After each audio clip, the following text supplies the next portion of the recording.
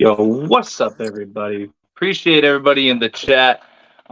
What's up? Yo, we got Wade up in here.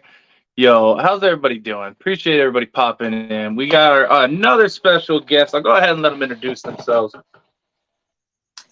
Hi, I'm Bree.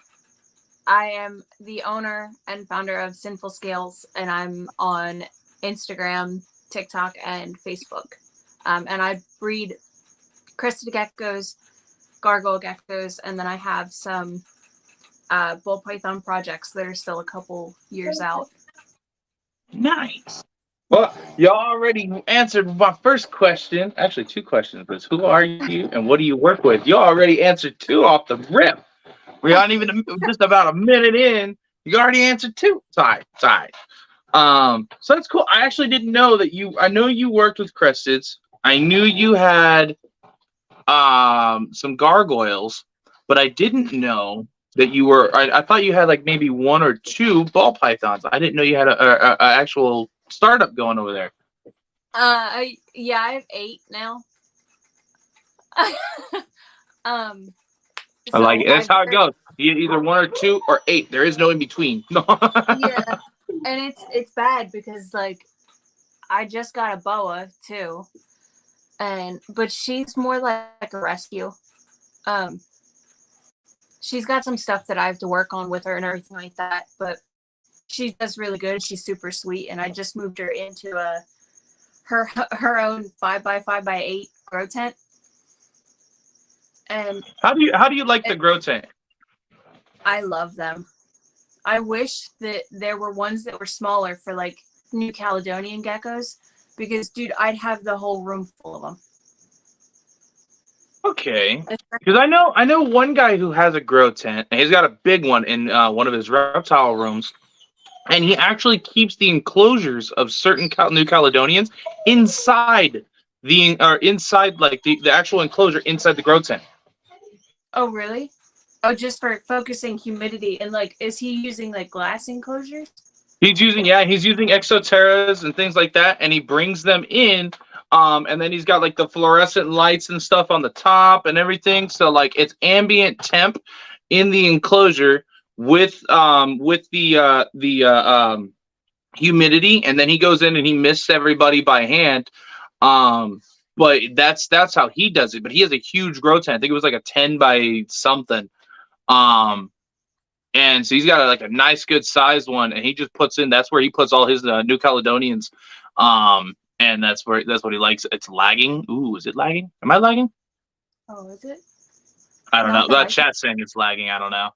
But yeah, that's funny because I've told people to try and do that if they can, like if they have massive issues with humidity and they contact me. If we can't resolve the issue with some like DIY stuff that you can do to the lid of the Exoterra, and they don't want to go to a tub, then I'll tell them, like, if you can afford a $50 grow tent, pop the tank in there. Because yeah, I mean they hold humidity, like they'll hold humidity for days, and you're good. You just go in there and like run a little fan through if you want, and filter out the air, and then just spray a little bit just for them to drink, and it'll hold it for days. Yo, what's up, Adam? How's it going? It'll probably fix itself out. It's probably one of those surges, guys. So there's it happens sometimes when it comes to the StreamYard. It'll fix itself. It comes and goes. StreamYard's got some problems. But no, yeah. So I mean, I understood what you're saying. It's funny because like I could hear you clearly, but then as you're moving your hands, you can see it here, and then it's over here. Like you didn't see it move. It just jittered. I was like, oh, that was cool. It's like Matrix. But no, hi from TikTok. Yo, what's up, Kyle? Appreciate you. I'm just trying to see if this will work. Yo, Wade, is it me or is it just the stream in general, Wade?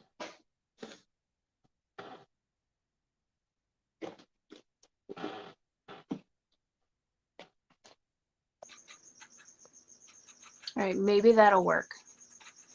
Look good. I don't know. It looks good on my end, but I don't know. Like from us, I, we look good, but then like Chad says, just the stream in general. Ah, yeah, it happens. It just oh, okay. happens. Yeah, because Um, I've tried messing around with my stuff just to see, but it yeah, looks clear it's on my end. it's StreamYard. So StreamYard's going through some changes right now, and I wish we had another service that did better than StreamYard, to be honest. But that's all we've got. Um, Yo, Violet, what up? Appreciate you. Anyway, so no, that's pretty cool. I like the idea of doing that. I have issues with humidity here.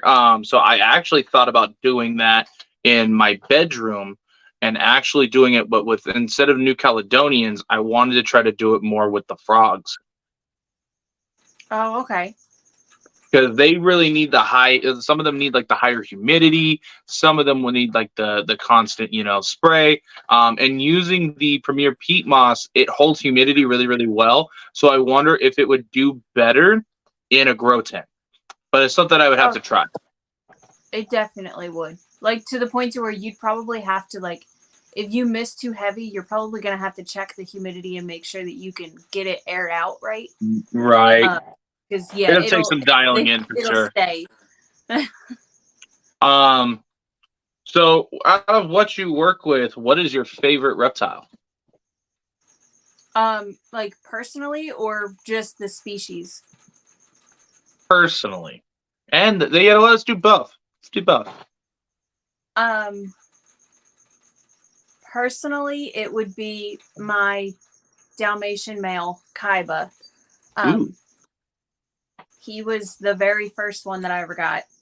And he was like the reason I saw him and I was like, I'm breeding crested geckos. I was like, I want to produce that myself and work on things because he actually has like head structure too for a Dalmatian. And I was like, I want to work on that. And I had been looking into it for a couple of years prior and wasn't sure. And he was like the jump start to it. But species wise, I feel like even though I've only had her for like I made the announcement of the boa, but I've only had her for like 4 weeks now. And I think even with that short amount of time compared to everybody else, I love the way that she is. I love the way the boas are. And I think they're probably my favorite out of the ones that I've kept. I like it. I like it.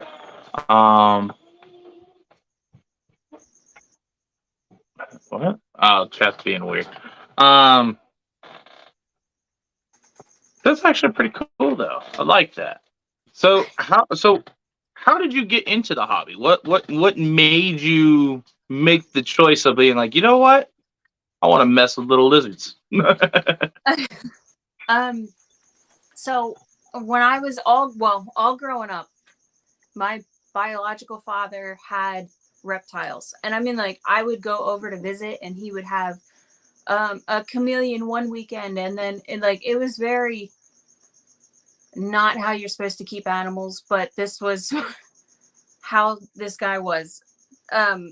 Like he had a chameleon for a little bit and then he got he just came home with a 5-foot long female iguana that he like built a chicken coop for in the middle of the dining room, and she was free roam other than going to her heat source.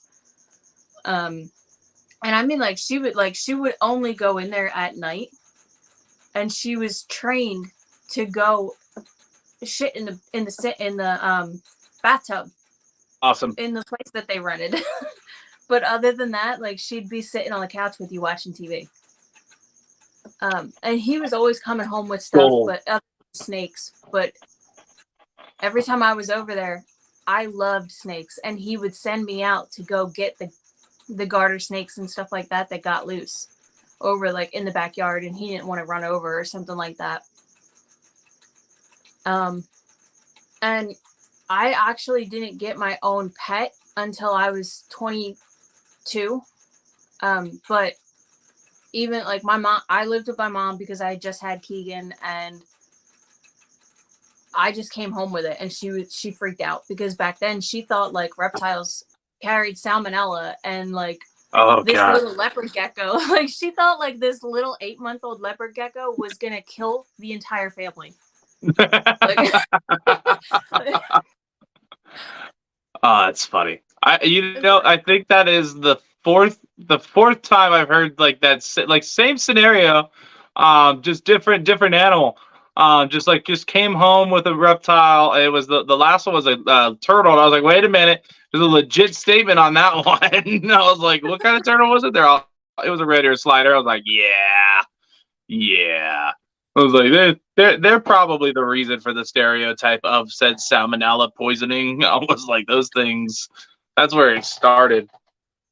yeah, we I remember when we were younger, me and a bunch of the neighborhood kids actually like found a tortoise on the side of the road, and we just thought it would be a great idea to bring it home and put it in a guinea pig cage in my shed and feed it tomatoes. And Nice. we had it for like a week, and it didn't die, but I went to clean out its little guinea pig cage, put it on the grass, and I was like, turtles aren't fast. I turned around to dump out the cage and then turned back, and he was gone. Yep. Like I couldn't find it anywhere. I scoured the entire freaking yard, and I tell people this all the time. Like, that's a stereo thing. Like, turtles are slow. The hell they are. Turtles are quick. Same with tortoises. I was like, I got a big tortoise, and I call him Speedy Gonzalez because that dude's too fast. I've made a point about this. So I was out of town. It was for the expo. They ate all the hay the first day that I left it in there. I found this out by a buddy of mine, and he was like, hey, there's no more hay in the trailer. I was like, dude, I just dropped a whole bale in there. They ate it all? He's like, it's gone. They ate it all. It's like, okay, I'll feed them when I get back. They'll be fine. Like, they're slow digestive eaters anyways, right? I wanted to prove a point to my buddy because he's like, they're not that fast. They can't be that fast. I was like, man, I want to start tortoise races. So I grabbed the big tortoise, and I took him to the front of my yard, and I had my buddy on the way down towards the end waving around a half cut of a watermelon. Took him, and I kid you not, once he realized that he saw the watermelon, once he started walking towards it because he saw the watermelon, it took him all 2 to 3 minutes to run from the front of my yard to the very back of my yard, and which was almost an acre. Like, he was just hauling for it. That dude goes nuts for anything red, whether it's watermelon, bell peppers, tomato. He don't care. He sees red, it's gone. Like, my wife can't have red toenails no more because he will try to eat her toes. Like, that dude is nuts. Cicadas are no joke, man. Those things, they're giant, and they're just so fast. And everyone's like, there's no way they move that quick. But then I resort them to the video I posted here, where one of the big tortoises got out. So instead of like manhandle it to bring it back to the enclosure, my wife was literally using her yellow shoe, and waving her toes in front of the tortoise, and the tortoise was chasing her. It was insane. Like, it was quick too. He made it halfway through the yard just following her foot. Yeah, see, I don't know. I've never been into the turtles or tortoise or anything. Like, Keegan was just asking me for one. I was like, I'm not getting a tortoise. Why not get him a little box turtle, or a little Russian tortoise? They stay small. So big. But see, like, I don't do like the whole minimum requirement thing. So if this turtle's requirement is a freaking 50-gallon equivalent space, then I'm gonna want to get like at least 80, and I don't have a space for that. For one, he's not. If you got room for a 40-gallon tank, that's more than enough room for a single Russian tortoise, and they don't get very big. They literally get about less than my hand, and I got big old hands. They don't fit. They don't reach out of my hand. They're that big. They don't get very huge. Russian tortoises are great, and they eat lettuce and stuff. Lettuce, hay, they're pretty easy to take care of. Those things are awesome, though. It's funny, you watch them chase each other too. If you look back on my video, I did a tour of the Phoenix Herpetological Sanctuary, and we broke it in segments of tortoises, crocodilians, other things like that. in the tortoise one, you can see how big all them are, like each one is, and you can see like how like the biggest one in there, less than my hand. And they had a ton. They had like 80 of them up in that one big spot. And it's just because they're like a sanctuary, so like they get everything that people just drop off. Yeah. But I don't know. Maybe So when I'm all he's Team Keegan. He needs his tortoise. Bro, he was crying, asking me for his own snake. I was like, Keegan, you don't take care of the leopard, the crested gecko you have. I was like, you don't take care of the 9 anoles you have. I was like, and he just took. In order for him to like let the snake go, so that he would. I made him promise me he's gonna stop asking me for a snake if I give him one of my mouse colonies. Oh God. So he's got that in a little cage in his room now. I was like, just give me the babies, though. You can keep the adults. Just give me the babies. Buy him a turtle and ship it to him. Everybody's telling me I should ship him a tortoise. And everybody, all my people. Yeah, I'm not local, but well, no, because so a lot of my chat is from TikTok right now because I was live over there before we came over here. So everybody came over here because right after this, I'm going back over there. Okay. Because I have not really been active on Instagram. It's too much drama lately. So I'm just like, you know what? I'm gonna go do stuff on my other channels. So I kind of thought about going live on TikTok again too. That's what I've been doing. I'm live every day on TikTok. That's where I've been the whole time. I haven't been jumping on. I jump on here Tuesdays and Fridays for our lives with all of our awesome guests, and then we on TikTok every day. And then Instagram, like maybe once a week. If Yeah. I don't think I've been on live on Instagram in like 2 weeks. I don't think I have in like a month. I don't know. Yeah. I mean, I was on last with Ronnie. I think Yeah. that was it. And there's just been too much drama on Instagram lately. Everybody's got like a beef with somebody, and I'm just like, I'm out of it. Yeah. For the people that are talking about who got bit by what in the chat, it was the homie Gatorpool Gators bully. His gator got out of the cage while he was showing him off, and while he was trying to get him back in, he went to put Bully down, and Bully flopped back out, and he picked him up. And when he picked him up, Bully slipped out of his hand and hit his arm, and actually bit his arm. He's okay. It was just that was just that quick movement. When he says there's some dangerous dinosaurs, he meant it. Dangerous dinosaurs. And so it tore his arm pretty good. If you guys want to see the video, it's on his Instagram. You don't see the bite, like you see it, like the head go toward the arm, but you don't he didn't get it on video, and then he actually shows how his arm looks on the next video after that on his Instagram. Because he ain't ashamed of it, that's the occupational hazard we take that risk of keeping when you're working with such big dinosaurs, like that monster that's in there who keeps peeking his head out and then shucking back in like he's a turtle. There's a 5-foot Asian water monitor in there, and he's not tame by any means. I'm trying to tame him out. I actually had him out. He came up to my face and everything. It was crazy. You keep going. Yeah, it's people calling my phone. That was weird. So what was your first? Oh, actually, I think you said what was your first reptile like ever? My first that I ever owned and purchased myself was a leopard gecko. He was from Gecko Boa as a pet only, but he's massive. You can tell he's from his super giant lines. Nice.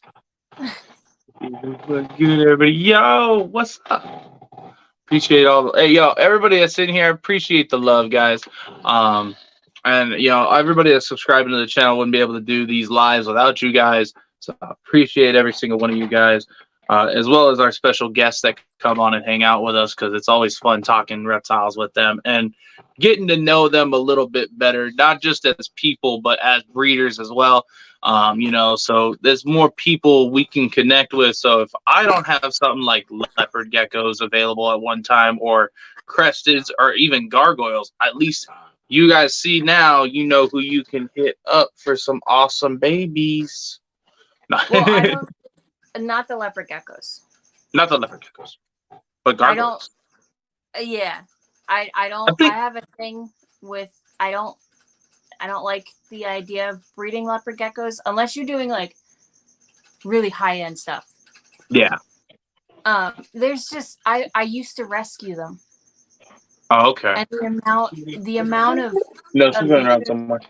Little leopard geckos that I had brought into my home and spent months working on to revive, pretty much. I was like, I can't breed them. I don't want to contribute to what's already there. But I mean, there's people who do phenomenal work with them. I'll stick with the other stuff. Like it. Casey said Carnage just locked with Gwen. And he didn't hurt himself. First try success. Nice. Good. Yo, and yeah, and shout out to Mother of Geckos, guys. I forgot to say I saw her comment pop up. Shout out to her. She was actually on our channel, has some amazing quality animals. Make sure to check her out as well. But the one that did get bit was Gatorpool Gators, guys. That's the one that got bit. That's who got bit. But it's not with an S, it's with a Z. She's got crazy nice stuff. Yeah. So what is your favorite species in general? Lychees. Ooh, okay. Go big or go home. I want one of them so bad. They're like, I give Cheech crap all the time because I told him my like goal animal was a Lychee, and he was like, this was months and months and months ago, but he was like, what is that? I'm like, so I explained it to him, showing pictures, and then he's got two. I was like, that's not fair. Like, but he's like a little brother. So I was like, dude, come on. Like, you didn't even know what they were. I was like, you should let me raise one up at least. I get spend time with it. To help people out with their Lychee fascinations, I get the what is it? The I call him the poor man Lychee. What is it? Yeah, you know exactly what I'm talking about, right? So I get those because they get almost as big as Lychees, and they look like a Lychee with a crazy looking face. They're like it's weird because they're like slightly less Reptar-esque. Like, yeah. They have like a long, skinny body where a Lychee is kind of like, they just look like thick. It's like comparing a monkey to a gorilla. You got the gorilla, or the Lychee is like a big old freaking gorilla, and then you got a crazy little chimpanzee. Like, what's up, dude? No. Yeah, like I had a female, and I do miss her, but she was wild caught. Like, I could not handle her at all. So I heard with Lychees, it's a hit or miss, even with imports or just in captive bred as well. I heard it's a hit or miss to be able to like handle some of them, because like a buddy of mine, he breeds Lychees, and his female who produces a lot for him, she will mess him up anytime he opens that cage. She bites the crap out of him. Like, he can't stick his hand in there to even clean the cage without her latching onto his hand. Dude, it is something that like a lot of people have tried to warn me about and scare me off of. I was like, I don't care, because like it's based off of their locality. That is a huge factor in how territorial they are, and just the fact that they are territorial to begin with. Yep. So that's why like people that get Lychees that want to breed them, you can't even just get two random Lychees and hope that they breed, because sometimes the female will reject the male, and if you keep putting the same male in there after she rejects it, she'll kill him. what's messed up too is I've heard, from what I've heard, I don't have any, so I haven't went fully in depth in breeding them, but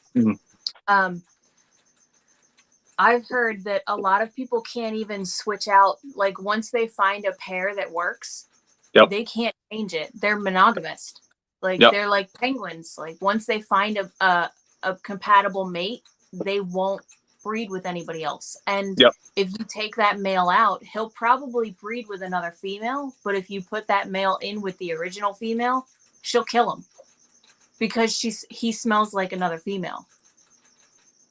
I don't know about that part, but I have heard like if you put a male in with a female and the female accepts that male, to try to put another male to that female is like a 90% chance that she's going to fight that male off because she doesn't want him.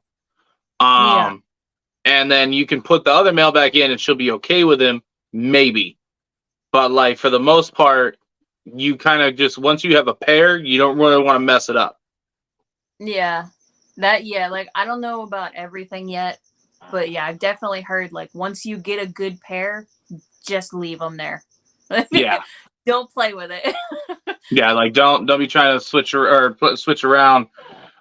because once they're good together, it's probably best to leave it that way before it turns the opposite way. Yeah.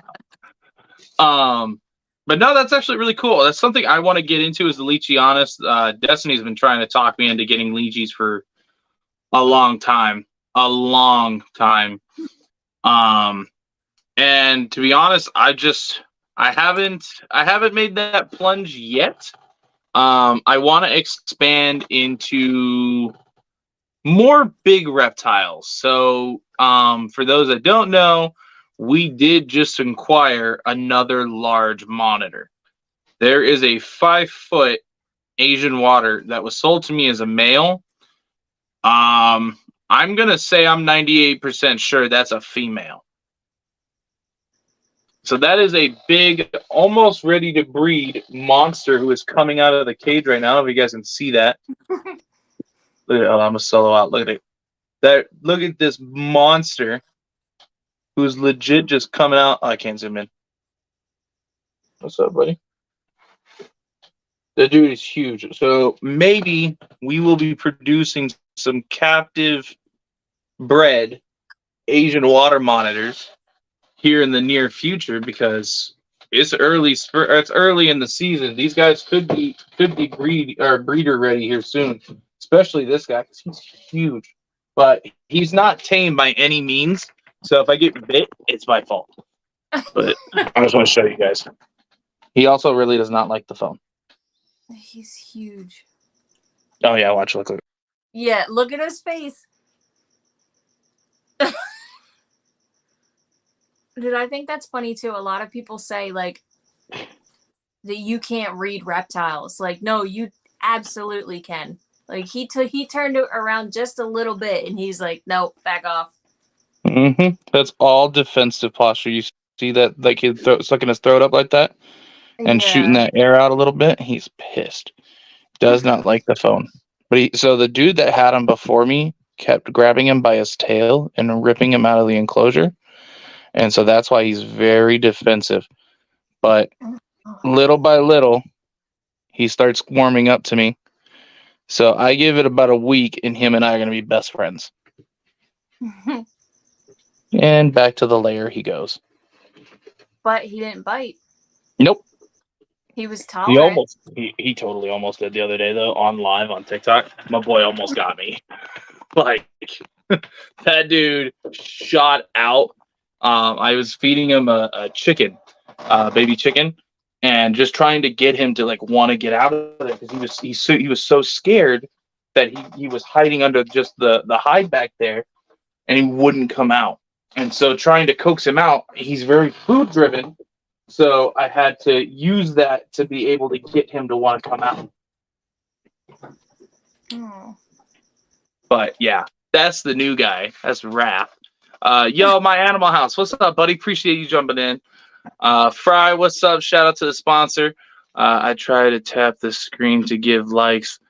I have been on TikTok too much. Appreciate it. Yo, make sure you guys smash that like button, hit the notification bell, and subscribe to the channel, guys. It means a lot. And also, if you guys got Instagram, make sure to check her out. She's got a lot of cool animals. I don't know if she's got any that she can show off right now. I know she started pairing stuff already. Well, I have my rats right now because I started breeding rats now too. Nice. And I got yelled at for that because I used to have pet rats like like almost all grown up. So he's like, well, my boyfriend's like, well, great. Now we're gonna have 15 different rat cages, and you're gonna get into not just breeding rats for the snakes. You're gonna want to work with different colors and patterns. And I was like, yep. Sorry. Morbid, what up, buddy? No, you're good. No, I mean, if it's all good. I'm not going to pressure you into showing anything. Those times you don't have to. As 100%, I was just showing stuff off, keep everybody entertained. Also, he's new, so like when people see him right now, it's like super cool because, like I said, he had nowhere to hide where he was. He was in a shop, and the shop, like I said, they kept pulling him out by his tail, and they didn't give him an option to say no. So it gave him PTSD of his tail. So like a lot of the people that are in the chat watched this just earlier. He actually came all the way out onto me and was just checking me out.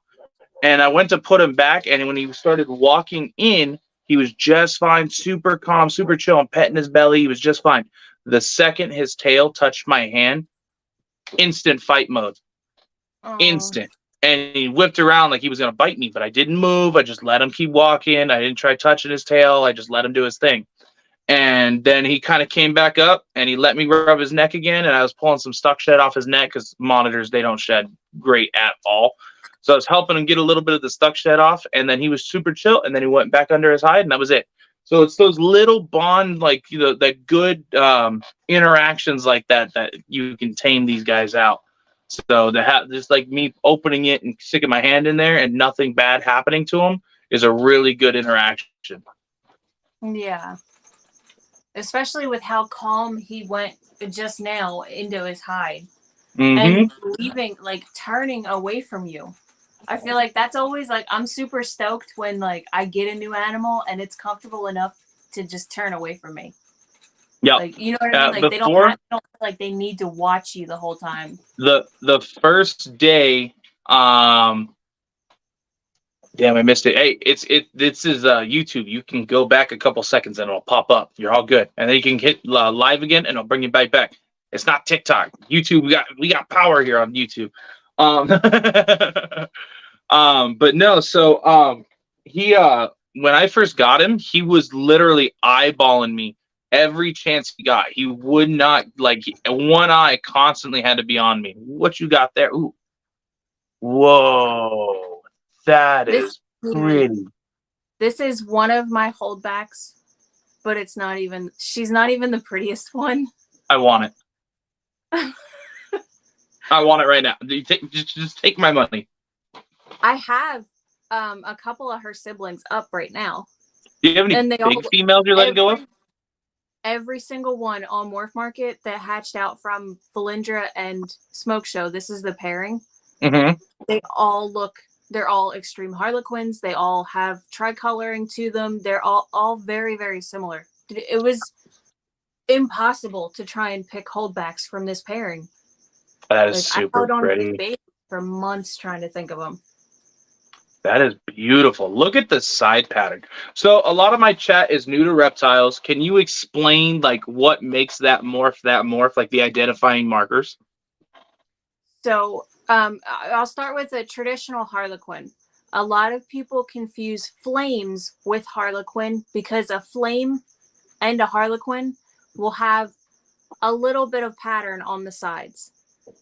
The Harlequin has it on the legs too, like you see with this. Like its base color is black, but the gold is the pattern on the legs and the sides. This tricoloring is the white that you see on the laterals, which is the sides, along with the gold and the black. And the extreme part of it is the pattern that's going from the belly all the way up to the back and spreading all the way across. I am just in awe of that rusty color that he has. It's like a gold color. My chat is popping off right now. Hold on, let me see if I can get the one that I was like she's already big. Let me see if I can grab her though. She's like awesome. I need a female to pair to this male that I have.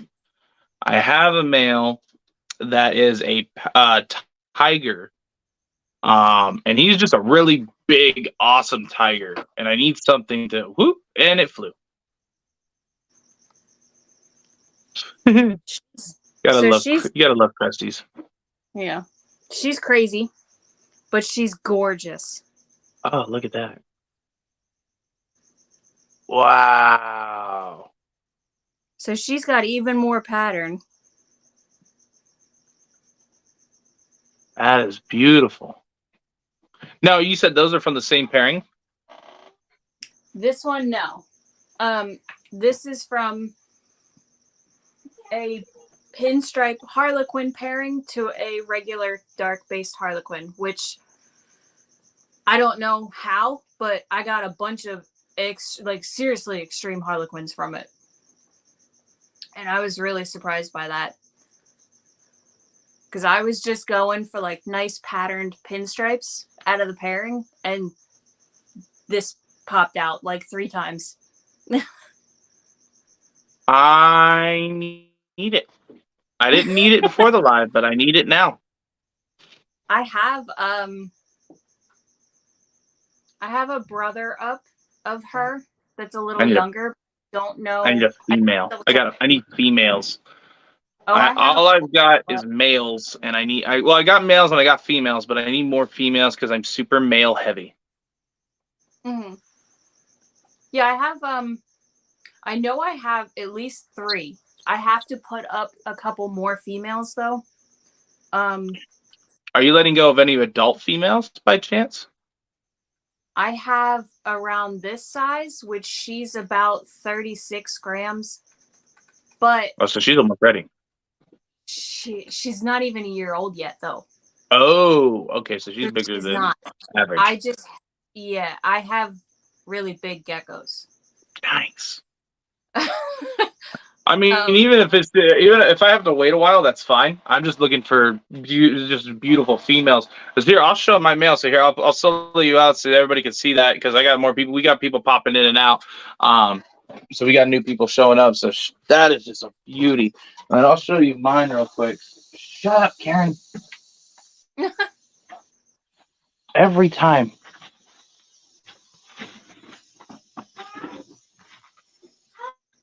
I'm surprised she's staying this calm.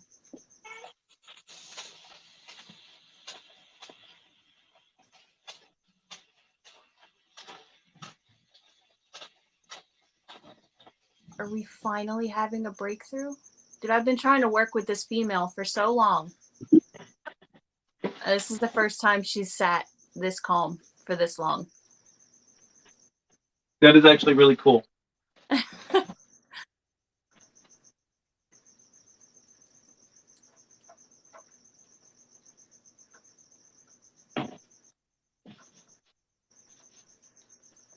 So this is one male that I need a girl for. Oh, he's coming off our log. So let's see. So this is my tiger boy.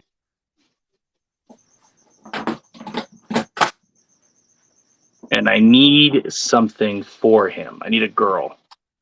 But I don't like raising tiny, tiny babies up. I want something already close to his size. Does he have spots, or is he just a tiger? Just a tiger. I don't think he has any. Let me see. Is that a spot? Let me see. What is that? Oh no, he does. He does have spots. He has 2 spots. That's it. Oh, he has one tiny little black dot right there, and one on his tail. That's it. That's all he's got. What's that, buddy? So you could go for a Dalmatian or something patterned, like a Harlequin or something like that doesn't have spots. From my experience, I've paired an animal. It was a brindle, but I paired a brindle that only had 2 spots on it, and I got babies that were covered. Like they looked like they were part of my pattern Dalmatian projects. It was nuts. That's nuts. Yeah, these guys are super cool. I like them. I like the colors, and I really like this because he's not even fired up. He's just going. Yeah, like I love them. They're beautiful. And I like that the cresteds, you know, a lot of people are starting to say, it's mostly like big snake people, but a lot of people and like big monitor people and stuff like that who are just kind of like to little geckos. But a lot of people say like, oh, they're super common and all this other stuff. Like, okay, but it's also a great animal for you to get your kid into it, or Oh, for like, sure. for you to introduce grandma to reptiles, or you know, stuff like that. Like they're amazing animals for that. Like if I walked up to, like, my mom is cool with animals, with reptiles now, but when I was 21, if I would have come home with a 7.5-foot boa like I have downstairs, she would have shot me. Right. Like, You know what's funny is my parents hate reptiles, and well, they don't hate them. They just don't don't highly like them. And when I started doing this as a business full time, my parents told me like this, like, it's never gonna go anywhere, right? Yeah, I make more than both of them doing this, and now they boast about me to their friends, like, yeah, you know what my son does? Yeah, he freaking breeds reptiles for a living, you know, like what you know what's you know like I don't know like how that's a flex, but that's for them that's a flex. because I feel like it's an entrepreneur type of thing. And I think that's just really cool to say that like you went off and you walked away from 9 to 5s and like you're making it work. Like I think it's a For flex. it took forever to be able to do that. So like I've been doing this for 18 years, and to be able to like keep these, I think it would have been 10 times harder if I wasn't already breeding on the side while doing a 9 to 5. And then once I quit doing, because I used to do construction. Once I quit that, and I just strictly went to reptiles, it wasn't a super hard transition. It did put us back a little bit because you know we were used to I was making double the income, you know. Yeah. But you know it wasn't terrible. And then eventually, once I kind of like invested more into the reptiles, things started kind of just really started to take care of themselves.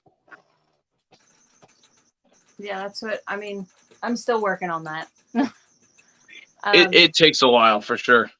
Yeah.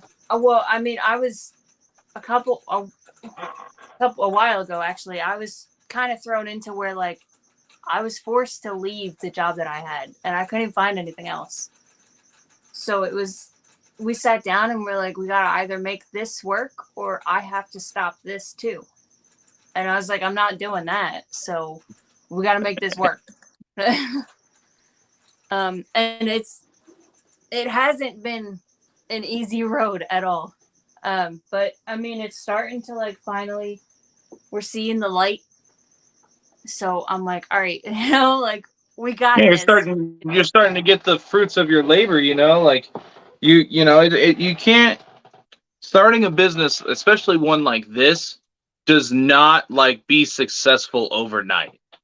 No. It's a lot of work, a lot of dedication. A lot of people see like, hey, you're hanging out with all these animals. Yeah, well, you know, there's a lot that goes into that. That's off screen. You don't see like all the pooper scooping that we do, which is, you know, like I tell everybody, I'm a glorified pooper scooper. You know how many reptiles we have? You know how much poop that it means? Like, I have enough dude, that I could probably like, sell some fertilizer. Look You know, like I don't know if the camera will show it, but like all the marks on my hands. A little bit. I work with snakes. I work with the boa, ball pythons, rats, mice, and geckos. And I'm still getting like kind of messed up. Like it's not as bad as when I had my tegu or any of the large lizards, obviously. But I was like, dude, it's not all like cutes and fun and games. Like there's plenty of times where you're just sitting on the ground with something that you're in the middle of cleaning, and you're like, I just want to go to bed, but you can't because you have however many animals that they rely on you, and you know this, but it's still just, you could be exhausted or so sick that you can't sit upright, and you still got to do it. And a lot of people don't seem to like get that for some reason. Right. A lot of people, I get this a lot. Is like you're so lucky.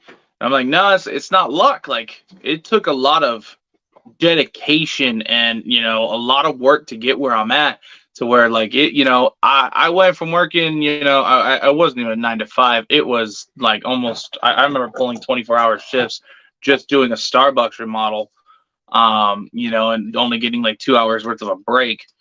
Like it's, it would sucked. And so, I went from doing stuff like that to where now the second I wake up, I'm in here cleaning and dealing with stuff. And then I go to bed for a couple hours and I'm back either doing live streams or cleaning, feeding, it's a constant every day.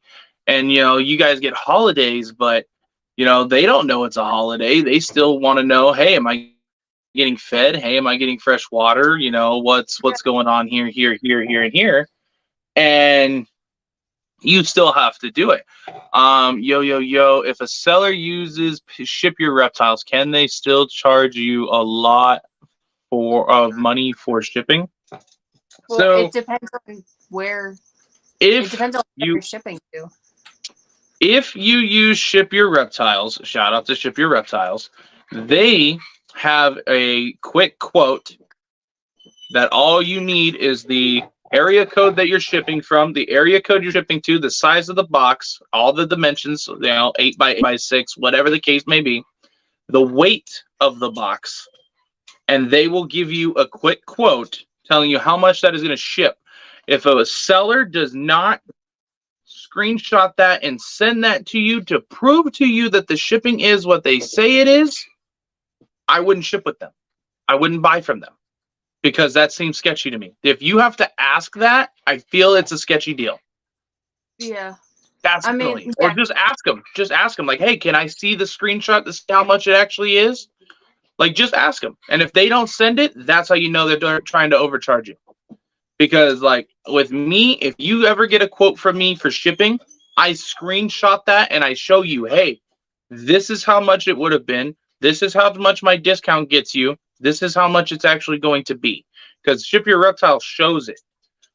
So that's why I personally 100% will always use Ship Your Reptiles. Shout out to Ship Your Reptiles for always taking care of us. Yeah. Yeah, because I don't send a screenshot of it unless they ask for it, but yeah, I don't. Texas to California, it depends on the side of the box, bro. If it's if it's like if you're shipping like a Pac-Man frog, it should be like in a 7 by 7 by 7 box. I mean, unless it's a big one, then you can do like a 10 by 10 or 11 by 7 type thing. But you shouldn't, for that. Like, shipping is outrageous right now. I tell you that right now. Shipping is outrageous. That's why I super appreciate Ship Your Reptiles for the large discount they give us. So that way, if you buy something from us and I ship it, the shipping is not so outrageous. I get half off of what shipping is. So they help us out a lot, and I appreciate them immensely. Yeah, it's a 6-inch chameleon. What's the size of the box? Yeah. Because I mean, if it's like, is it from coast to coast? Is that what he's talking about? Well, basically, he's wanting to know, like, I think what it is he's getting something. He's getting a chameleon shipped in, and it sounds like the shipping was worth more than the animal was, and he wants to know if it seems like a shady thing or if it's legit, like it's a legit thing. I mean, honestly, if you feel like it might be sketchy, just find somebody else. You don't make yourself uncomfortable in your purchase. 100%. And I feel like 100%. because like you don't want people to derive away from certain sellers just because they feel kind of off. But at the same time, like, that's your money, that's your transaction, that's your purchase. If you don't feel comfortable with it, there's plenty of other people that'll help you out and be super open about everything. Let's see. Not sure for show. Yeah, hey, just tell them, hey, just say, hey, I want a screenshot of the you know, if you have to blame somebody, hell, even just say blame me. I don't give a fuck. Just tell them like, hey, you know, I just want to see what the shipping quote is. Can you send me a screenshot of the quote so I know what's going on? And just check it out. It should show you, dude. It's how much it would be if you went through FedEx, how much the discount is taking off, and then what you're actually paying. That's how it pops up, dude. Shout out Ship Your Reptiles. If something is being shipped, I'm only buying from Darian. Hey, I appreciate you. I appreciate that. You guys don't know how much that means to me. Like, it means more than I'm able to express because I've been doing this for so long. So to have the respect that people show and the love that people are showing us for that, that means a lot to me. It does.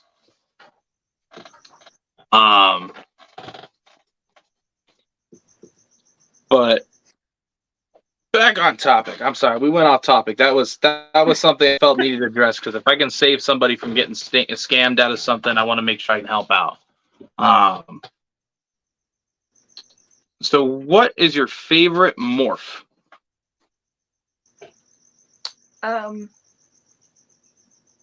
If you're wondering species. I don't have it, but if it was just for like the cresteds, it would be the Xanthics. Ooh. Even charcoal, because a lot of people kind of like, it's like charcoal was super like, this is awesome. And then like a month later, Xanthic came out and charcoal just dropped.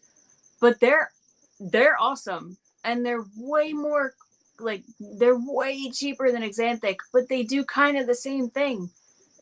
So like they're both awesome, but I don't have either of those right now. I feel like that's something that mother of geckos would be doing over there. She likes them black and white, you know, geckos. I know, I love them. I love like a solid black, like the black knights. Like I want a crested that looks like a black knight leopard gecko, like solid black. They're freaking awesome. I don't want to be able to see that guy in the dark. So you got a comment from the chat. They want to know, what is your favorite ball python morph? That's kind of that's like there's so many different. Okay, so maybe like the one that I want to work on is like, I want to see if I can get pied black pastel pewters, if that could be a thing. That could be a thing.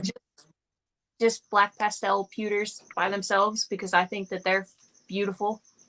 And well, so a black pastel pewter is a black pewter. Yeah.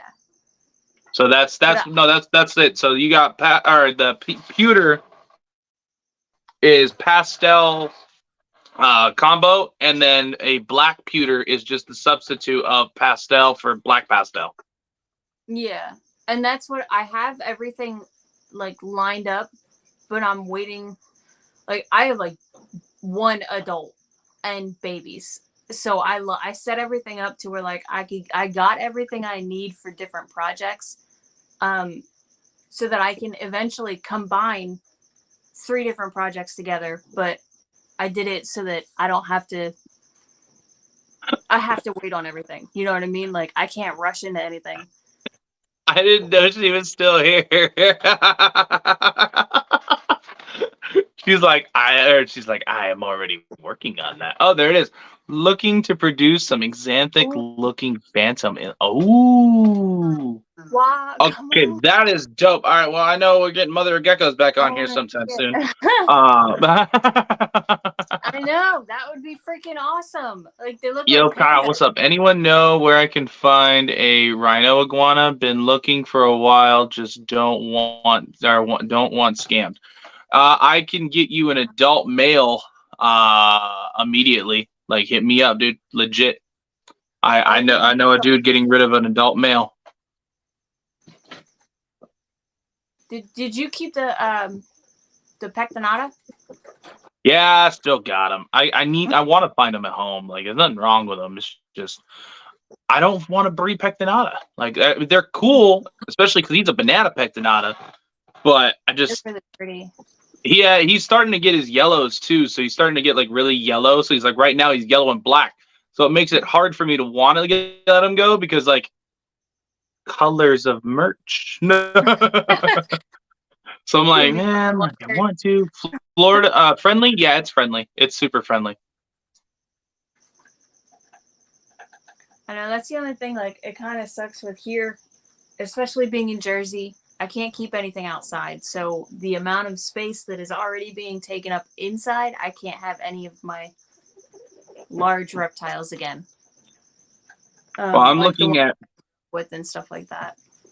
I'm looking at possibly because I know there's a guy getting rid of a couple rhinos. So that's funny that he says that because I'm actually looking at he's got a really super sweet male that he needs to let go of. And I'm contemplating moving my Savannah from the 6 foot by 2 foot by 2 foot and putting him in another enclosure on the other side of the room and cleaning this out and putting in a rhino in there.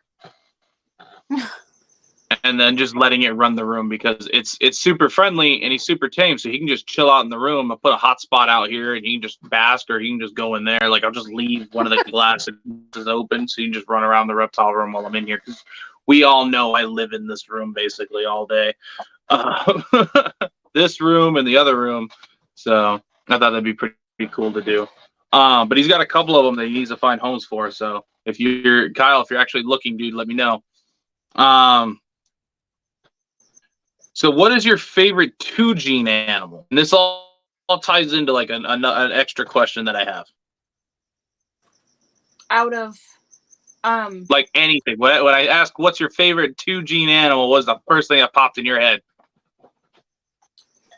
For me, it's the and it's not something that some people like absolutely hate that I work with them, but I love patterned Dalmatians. So Harlequin, extreme Harlequin combos with the Dalmatian spots to make either regular Dalmatians or super Dalmatians with all that pattern packed underneath the spots. I love it. I think it's super crazy looking and there's so much going on, but I think it looks awesome. That actually so explain to me this one second.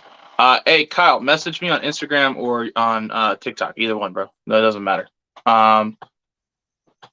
So what is, because like I keep a little of everything, I breed a little of everything, but I'm not big into, when it comes to certain morphs, I'm not big into a lot of the drama. So I don't understand the certain hate for certain morphs in different reptiles. Like there's the lemon frost that I just learned about the issues on for leopard geckos, which is like cancerous tumors and stuff. And then there's a few other things. But every time I hear crested gecko breeders talk about Dalmatian, there's a subtlety of like, I hate this passion and I don't know why. So can you tell me what's up with Dalmatian? Why people don't like it? I think they look cool. So it's Dalmatian spots are incredibly difficult to breed out. Oh. So if you want a clean animal, I mean, you could, I'm not even exaggerating, you could be trying to breed out Dalmatian spots for 10 generations and still have spots, or just finally hit to where you're not getting the spots consistently. So I do get it. And I work with patterned Dalmatians and I add spots into those lines, but I also, for the reason of, one, I like a clean gecko too, but also how aggressive some people are about patterned Dalmatians. I have totally clean lines where like I'll breed out the spots if I see them, or I will not purposely ever pair anything with even one spot into this bloodline. Like, because yeah, like I mean, there's people who like they'll have they'll fucking lose it if they buy an animal and find a single spot on it when they're only trying to work with clean lines. So I get It gives it. me a lot to think about because I like Dalmatian. I like how how that works. But I was wondering like okay, so I bred a lot of Dalmatians. They went to pet homes. Nobody breeder wise wanted them, and it really threw me off. And I didn't know why. And so now it makes a lot of sense. Is you can't if you have Dalmatian, you better be all in or not because you're looking 10-year generation down the road to be able to breed the Dalmatian out of it. Yeah. And So that makes a lot more sense. a lot of people, when they think of a Dalmatian too, they think of patternless, bicolor, which is it to most people. Bicolor looks just like a patternless. Or they want tigers and brindle Dalmatians. Those are the traditional Dalmatians. Okay. But people are starting to really love and appreciate, not everybody, but some are starting to really love and appreciate the patterned Dalmatians and super Dalmatians. So I was excited about that because, I mean, if you bring animals in with pattern, we can better the structure of Dalmatians as a whole. Because Okay. I very rarely will you see me buy a Dalmatian from somebody else. Right. Because I hate that people are like, spots, let's get more and more spots on the animals, and then they're bald. I'm like, what is the point of a crested gecko without the crest? Right. Then it looks No, like and then that actually makes a lot of sense. Yeah. And there's people who like just after I started pointing out that and really pushing for only Dalmatians with structure to be in my stuff. Yeah. Then I started seeing some people who have been breeding for just cresteds for 8-10 years saying, "Oh, I'm gonna work on structure now." Like, you had bald Dalmatians for freaking 10 years.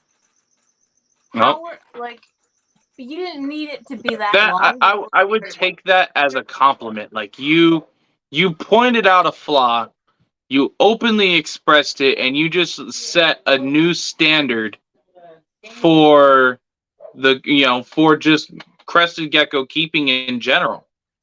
The whole game on that, you just changed it by just voicing your opinion on it, and you made people think about it.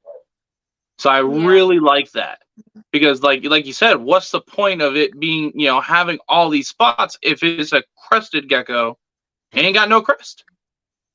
Yeah, and it is like I had and people when I first got into it and I started just I did it the stupid way. When I really started having my own money, I had my own place and I could get whatever I wanted to without somebody giving me crap about it. I literally got whatever I wanted to, and I had all these animals that I didn't really want to work projects into. And I got rid of super Dalmatians that were bald, and people were like, "What are you, nuts?" Like, they had the Mardi Gras, they had red and black spots and some green, like all this stuff. They looked cool pattern wise or color wise, Right? But they were bald, and I was like, I don't want to work with that. Yeah, buddy. I'm not continuing it. So do you have any Dalmatians that you could show the chat? Because like I said, a lot of the people in here don't know much about geckos. So everything explained to them is an extra bonus and extra knowledge. I'm going to solo you out real quick, and then I got to go put something on for Lucian real fast as well. You're good. So that's Kaiba.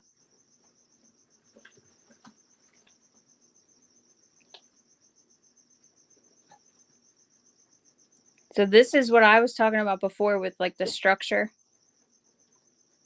Like I I actually want to build on his, but his is still really good structure for a Dalmatian. And I want to improve that and make it super floppy and real big.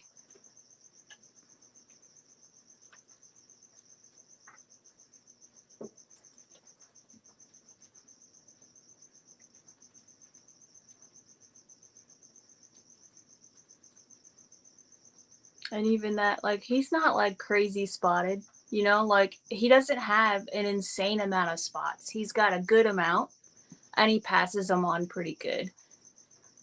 Well, really good for certain babies, but the spots you can work on easier and quicker than you can the structure for certain ones, especially with the Dalmatians, because I've done the temps right and everything like that, incubated for longer and paired him to only big-headed females, and I've still gotten geckos that weren't even as good a structure as him.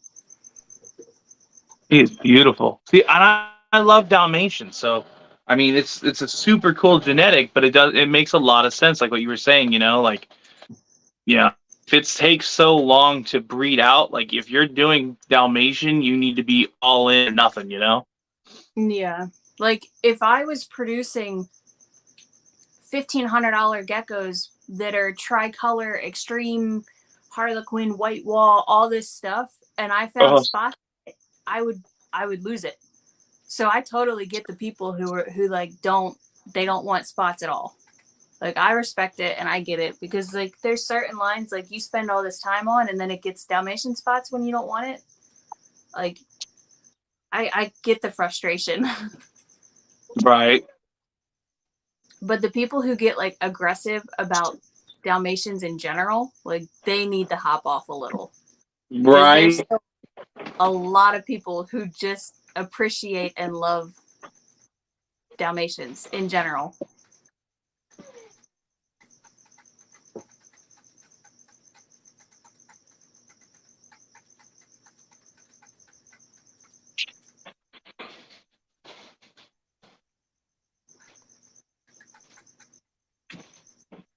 Sorry, I had to deal with Lucian.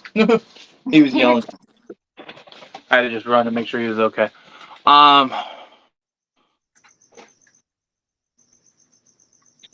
All right. So sorry, I was checking chat. So here's a really interesting question, because these all tied in together. If you could take any morph out of ball pythons, leopard geckos, anything like that, and put it into any reptile that doesn't actually have that morph. Now, you could anything. Could be a tortoise, could be anything. What would you put, or what morph would you add into a reptile, and why? I would probably, there's two that most other, like, well, not, I'm not going to say most, but a lot of other species have pied and they have albino. Yep. And I would immediately put that into gargoyles and cresteds if I had the opportunity. Because like to have a pied or an albino or both of a crested or a garg would be really cool. That would be cool. Yeah, like we don't have them. Like that's not fair. Could you think of like a tricolor pied? Yeah. How that cool would be really cool.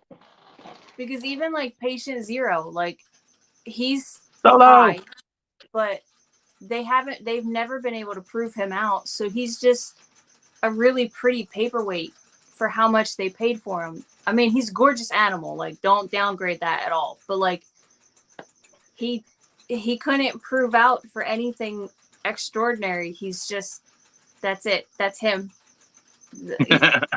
We can't copy it. That'd be really cool though. Now I'm thinking how that would look. Like now that you were talking about like, the charcoal, or like you think like, you know, xanthic pied. Yeah, like that would be so cool. That would actually be really cool. Huh. I like that question. I like asking people this question, because now it makes you really think, like, What if you did that? What if we could? The Yeah, like future what is if now.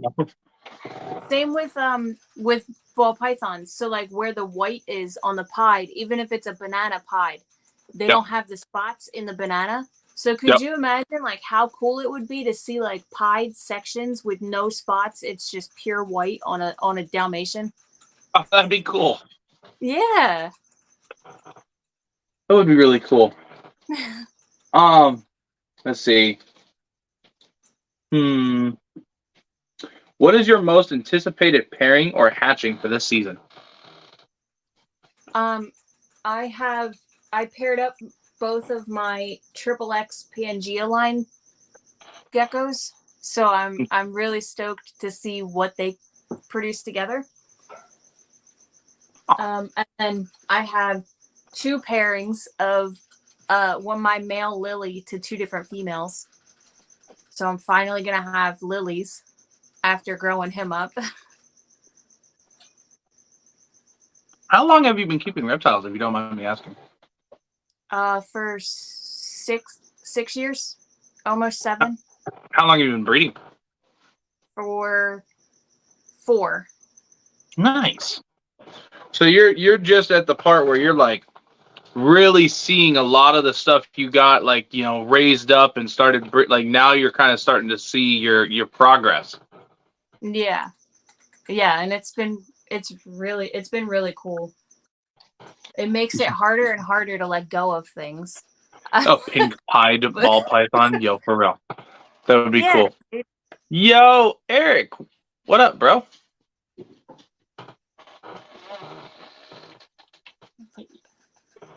I ain't seen Eric in a long time. What's up, bro? Let's see. I'm excited to see what you come up with, though. I'm excited to see how those pop out for you. I know, I can't wait to see. I did this. I don't. She didn't come with lineage, but I think she's got great structure, and I want to work on the structure for the lilies. And she's like I don't want to call her pink because I don't have the lineage to say for sure, but she is very pink by nature. Nice. So I paired my lily with her to see what we can get, and then I paired him to I don't know if you're familiar with any of my breeders, but my really nice big-headed red female Blood Kiss, she went to him. Ooh. So I was like excited to see what they produce, because my lily's real dark base, but he's got like tricoloring underneath all the white. Okay. So save my I plan on buying ball python from you later. Hey, I appreciate that. Hey, lady, if you want, I will hold. Ooh, that one snuck up on me. Bless you. Thank you. That one just came out of nowhere. I had to hold it back because most times I when I sneeze and like one of those, I will clear out a room and scare the crap out of everybody because I'm loud. I got like loud dad sneezing. Like we all know that loud dad sneeze. No. Yeah, my dad does that where he like screams. I do that. That's me. In the middle of I'll sneeze like when we're driving. Almost like my wife will freak out, almost freaking crash into the wall or something. So let's see. Oh, lady, if you want, instead of me shipping the sticker pack and the sheds, if you want to wait, I'll hold off on shipping them until you get the ball python, so that way I know they show up in one piece, so that way the male doesn't accidentally like get rough with the sheds and end up tearing them, because that would suck, because Karen's shed was perfect and I would hate for them to tear it up. Yeah, did you ask the most anticipated pairing? I did. You missed it. You have to repeat your most anticipated pairing. Mother of Geckos missed it. She wants to know.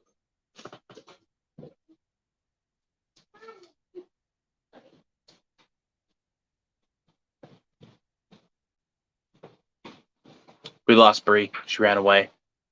What you did, Eric? Been hiding, watching from the darkness. Fuck Eric. Instead of Batman, he's Fat Man. Dude, I don't think I've seen Eric in like a month. I know. I saw him on live with Chucky the other night. Oh, Mother of Gecko's missed your most anticipated pairing. She wants to know. We need to know. Does she want to see? Wait, whoa, wait. That we can see? I didn't get that option. What the crap? See the favoritism, Mother of Gecko? You see this, right? We have like an unspoken bond. Me and her. 1 minute. I see that.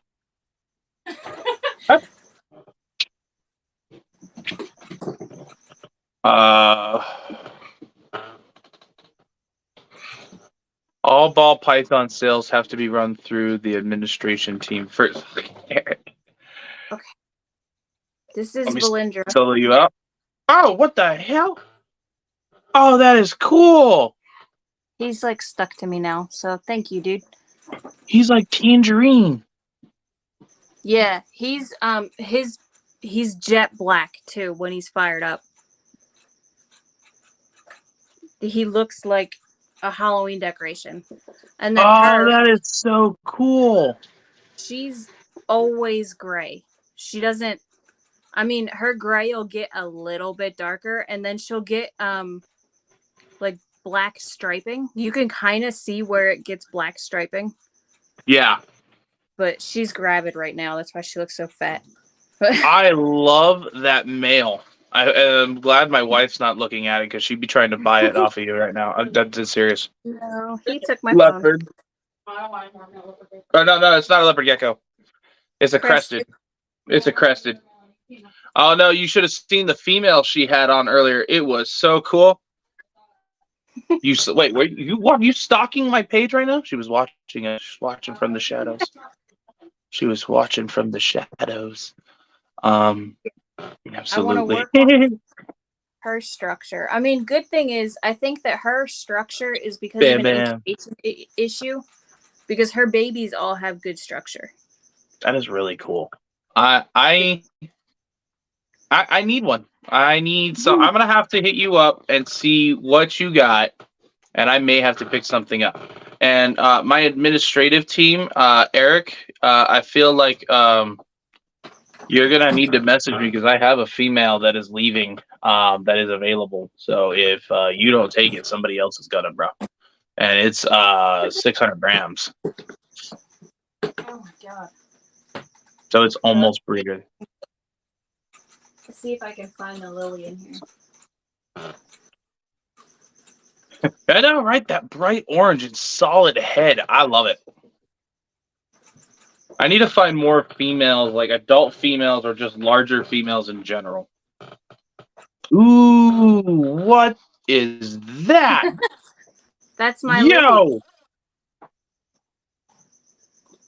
It's like a cream color. And look, he's not bald. Dude, it took me like 8 months to find one that wasn't bald. That is super cool.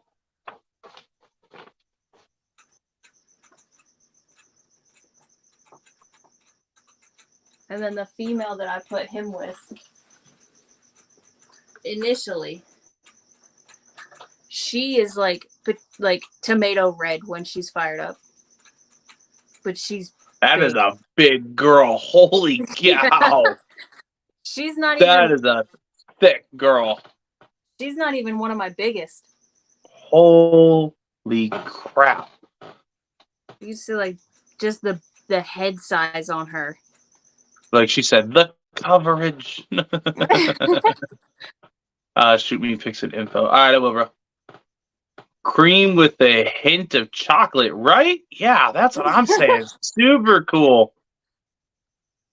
I they know, are stunning. And see him like in person, he's gonna jump for the light. Okay. Woo! When you as you say that, the other one jumps on your chest. That was awesome.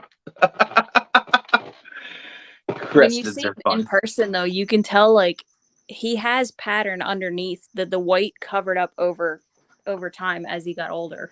We got 15 people in the chat, and 15 people are saying we want to see the biggest. That is gorgeous. Oh, that is so cool.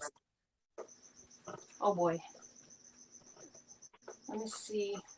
Biggest Yo, male. you know it's big. You know it's big when she's saying, "Uh-oh." Well, I got big males and big females. What is the biggest crested that you got, whether it's a male or female? What's the biggest one? Hmm. Honestly, it's.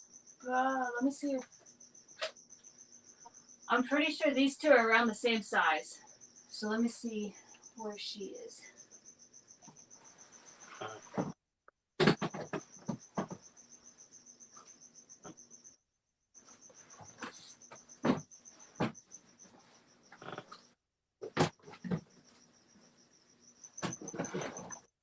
Can't wait to have like custom enclosures at some point too, so I don't have to move stuff around. Tubs and fun stuff. Yeah. Yeah, I get it. I definitely get it. I like how MG Geckos has theirs. Their setup is dope.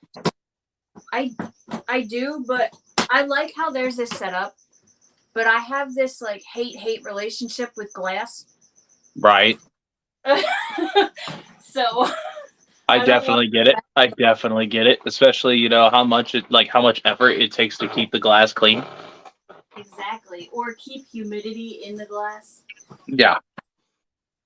Like I tell people all the time, like when they ask me for stuff, I'm like, you can take this with a grain of salt, but I'm not gonna recommend you ever use glass.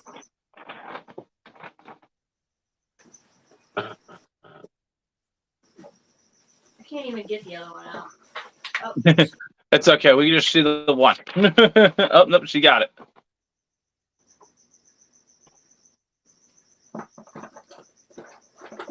All right. Woo! Them some thick boy. Girls. Oh, those are girls? Damn. Yeah. Damn girls thick. Ah, damn. That is awesome. Yeah, because that's Look both how of them. big those are. Now, how much do you think they weigh? I got a scale right here. Uh-oh, here we go. We're going to get exact weights right now. Look at this. I think the last time I weighed them, they were like 75. Nice. Okay, so this is 68.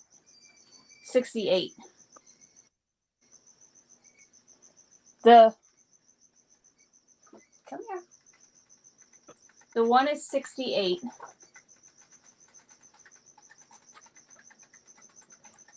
And then the Dalmatian is 79 grams.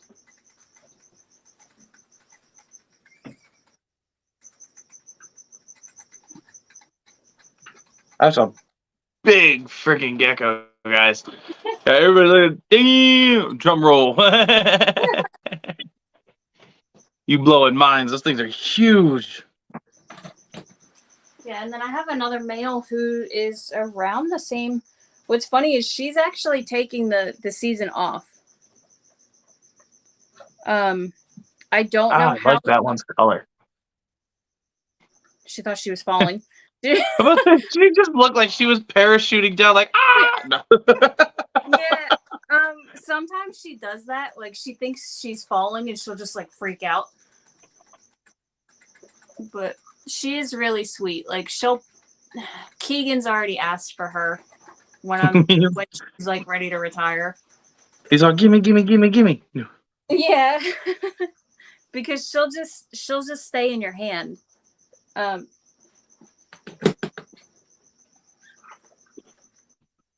That is super cool. Let me see here's one of my bigger males too.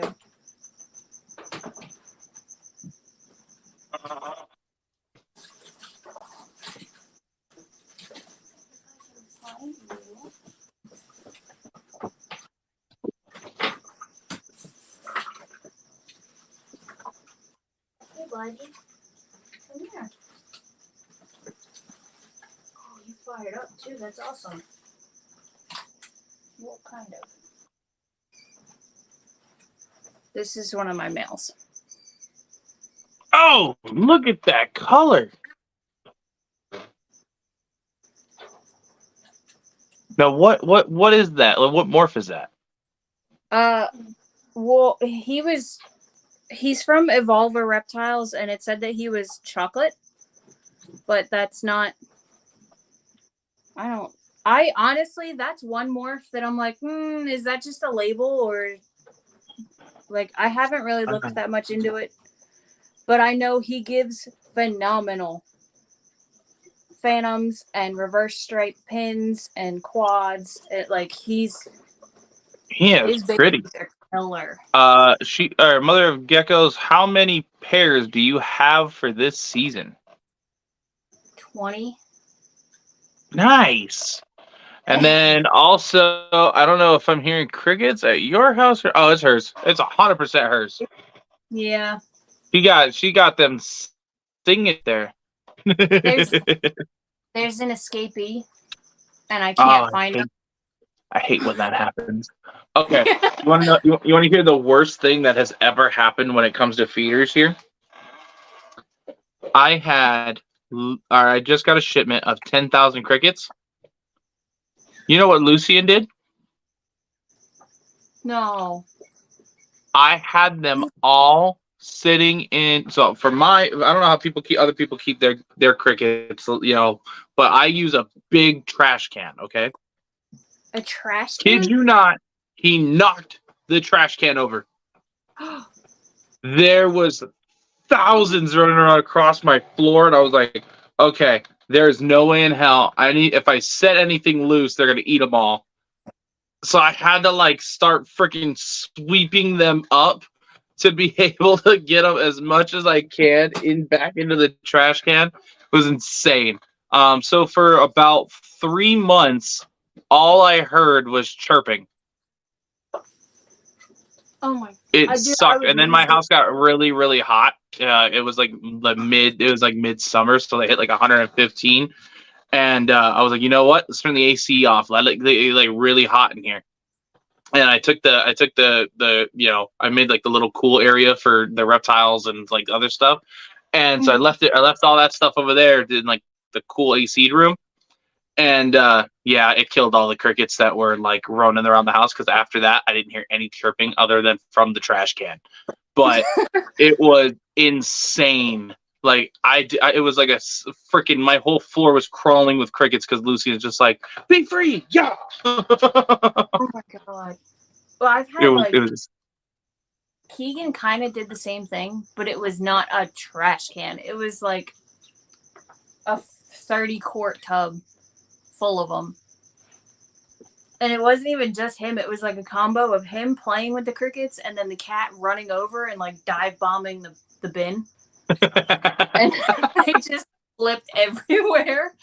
And I had 400 in there, and that alone was 3 hours of hunting them all down. And I was like, I would not want to. I would give up if it was a whole trash can. That's it. I'm buying a ton of bearded dragons, and I'm releasing them all in the room. That's it.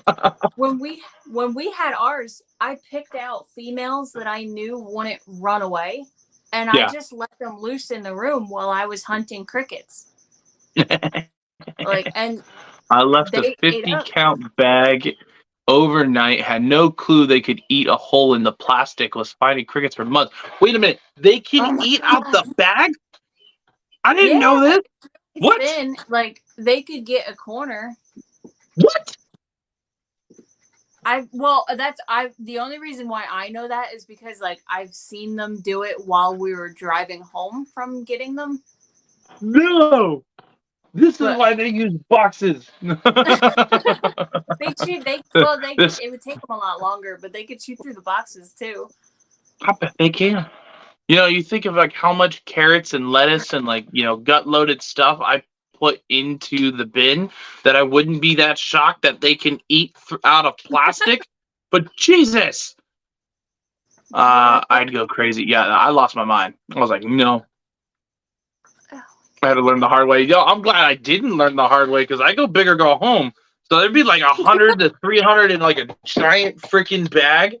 And my luck, they're going to eat out and everybody's gone. And then I'm at 300 crickets in my room. No. If I ever when I get my bug shipments in, Lucian's not allowed to be around it because of like the PTSD that I think he's gonna freaking knock my trash can over again, and I'm gonna have thousands of crickets all over the place. Like, no. I order around the days that I know, like. Imagine a phantom pied. Phantom pied ball python or phantom pied gecko? I feel like probably Wade be trying to get people thinking right now. That would let's be see. really cool though. That would like be if you kind had of cool. like a red phantom, because then it would be like as red. Like if you got a red phantom that was like almost as red as the live sign that shows up on the top with pied in it, that would be super contrasting and really cool looking. It don't matter. He says, I was like, what animal? He's like, it doesn't matter. Just imagine it. Doesn't matter the animal, just imagine it. So let's see. What is your goal as a breeder?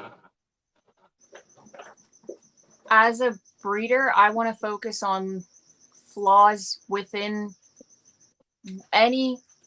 Like I've focused mostly on the crusteds with bringing the structure through, and for them on top of bringing the structure through for Dalmatians and lilies, which I know the lilies was something that people were already working on. It's not something new. But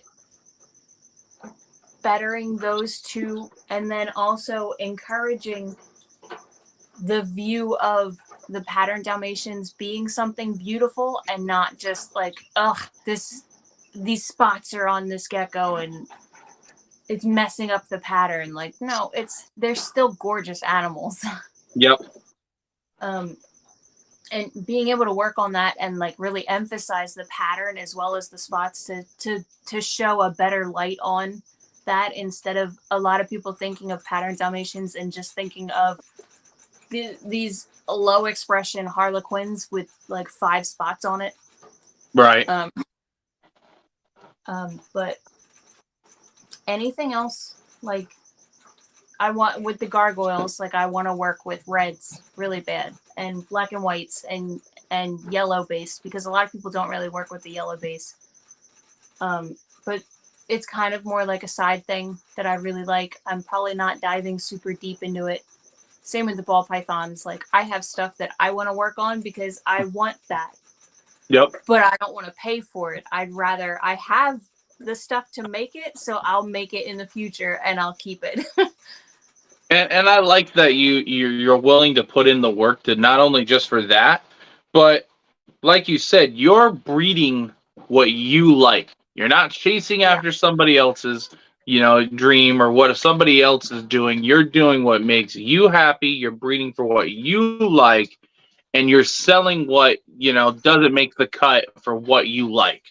And, I commend that 100%, because there's a lot of people that are trying to be, like Kabelka or the next Billy, and I'm not saying, hey, don't shoot for the stars, but why be like, I want to be like that guy? Why don't you, say, hey, I want to be better. I want to try to shoot and do better, but do your own thing. Like Billy and Justin and all that, they've got years on us. They've got years, they've got money, they're way up there on that. So we'll never be on par with them trying to do the same stuff that they're doing. But if we do what we want to do and we're passionate about it, it'll get recognized. And that's what I love. That's why I love doing these and asking these questions, is because I find like-minded people like that. Is like I said, that's what you're trying to do.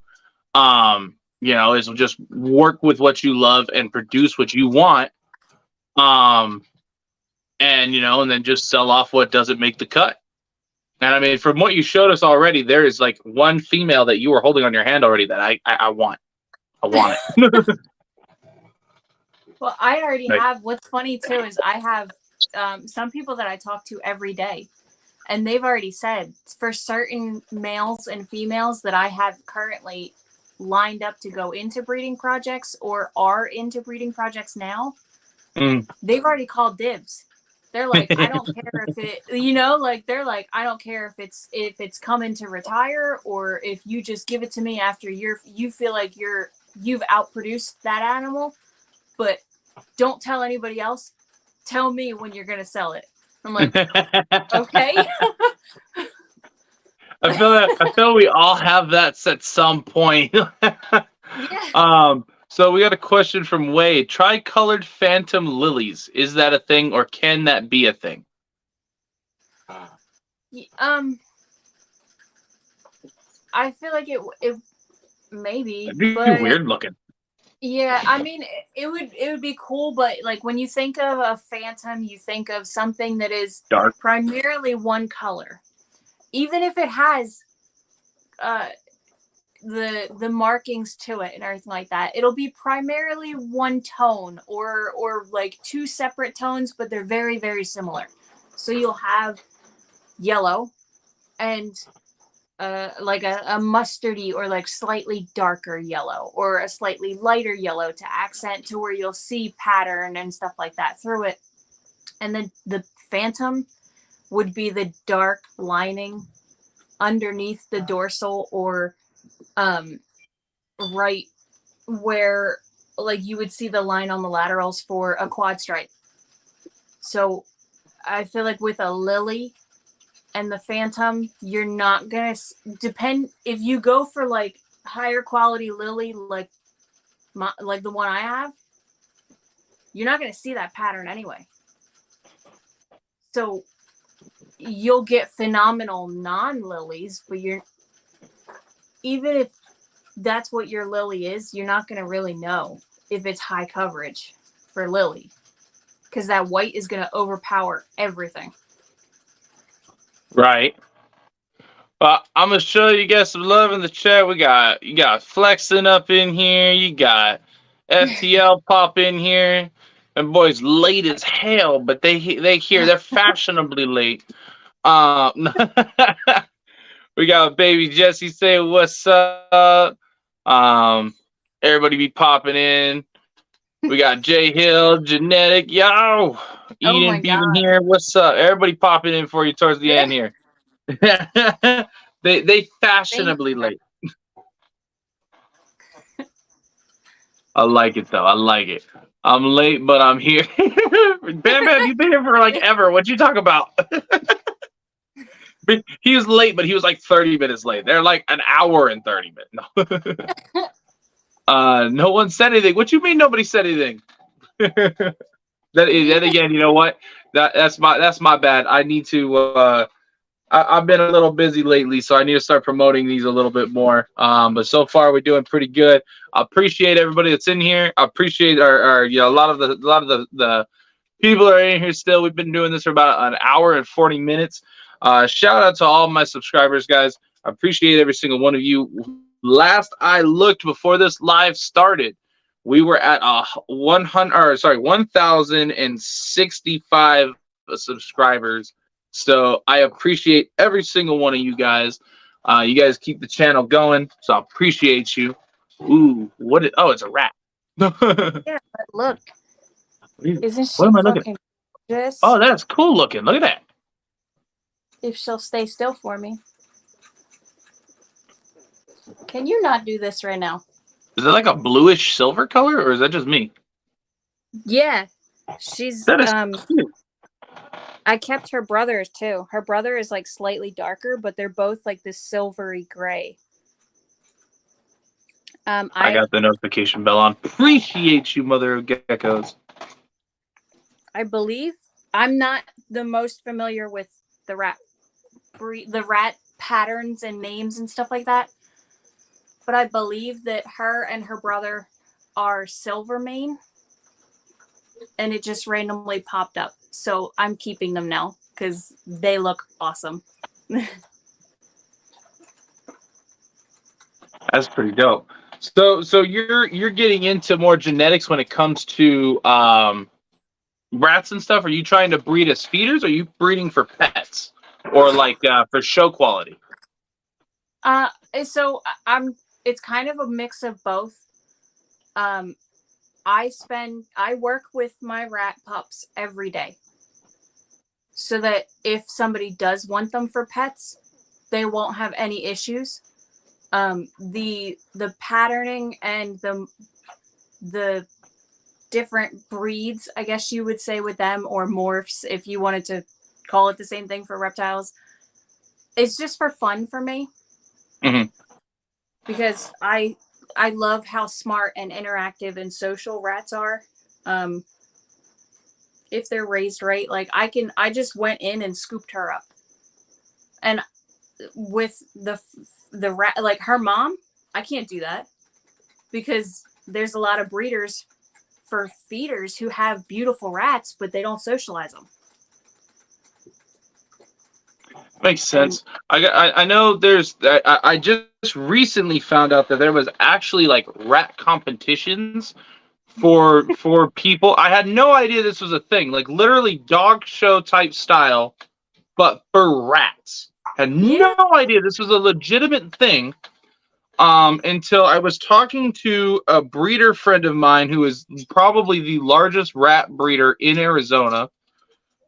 And this man has the craziest freaking genetics I have ever seen. Like, absolutely insane. So some of them I can't even talk about yet because he hasn't even released them. Can he ship them? I have no idea. He hasn't even sold, like, a lot of them he doesn't even sell in state.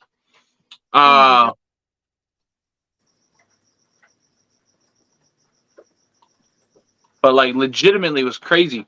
I had no idea that certain genetics like that, like I didn't know that, like, so there was some that they were trying to make them completely tailless, and they looked like a giant hamster to me. It was crazy looking. Why would you want to take away their tail? It was just like a genetic defect type thing that they just try to like see what would happen. And then with them doing that, they outbred it to where it had its tail, but it kept the color. The reason that they tried with the tail is for some reason this rat was turning pink. The hair was pink. It was like thick silver, but with a very light pink tint to it. And then it kept going and kept going, and now like it's nuts. That is, is there like, can you look it up online? Like, do they have like pictures of it anywhere? That would be really cool to see. So he's posted a couple of them. So what he's trying to do is he's trying to build up what he's doing right now with all of it to come out and be like, this is my brand, this is my bloodline, this is that. Like he's waiting to fully open up and be like, this is my genetics. So like nobody really knows who he is because he's a super secretive guy. Other than I think the only person I know that would pop in this chat that would know who I'm talking about is probably Levi. I think Levi is the only other person in this chat that would know. Sorry, I missed a couple comments. Let me see here. Ian had a promoter once. I never had a promoter. What you talking about? I had you making banners at one point. I never promoter. I make my own banners. Don't go R&R. I know, because even like a lot of people, like even just her sitting. I have like that person's genetics in my rats. No, wait, Levi, are you talking about the dude that lives up in Casa Grande? Or are you thinking of somebody else? Where he loves to throw hands, ask her. No shit, here we go. I will, man. Even for like the rats, like they've all seen my cages and stuff like that. Like I treat them like pets. Even the ones that are jerks, they're all treated like pets. I have a rat rack, but I hate using it. So empty right now.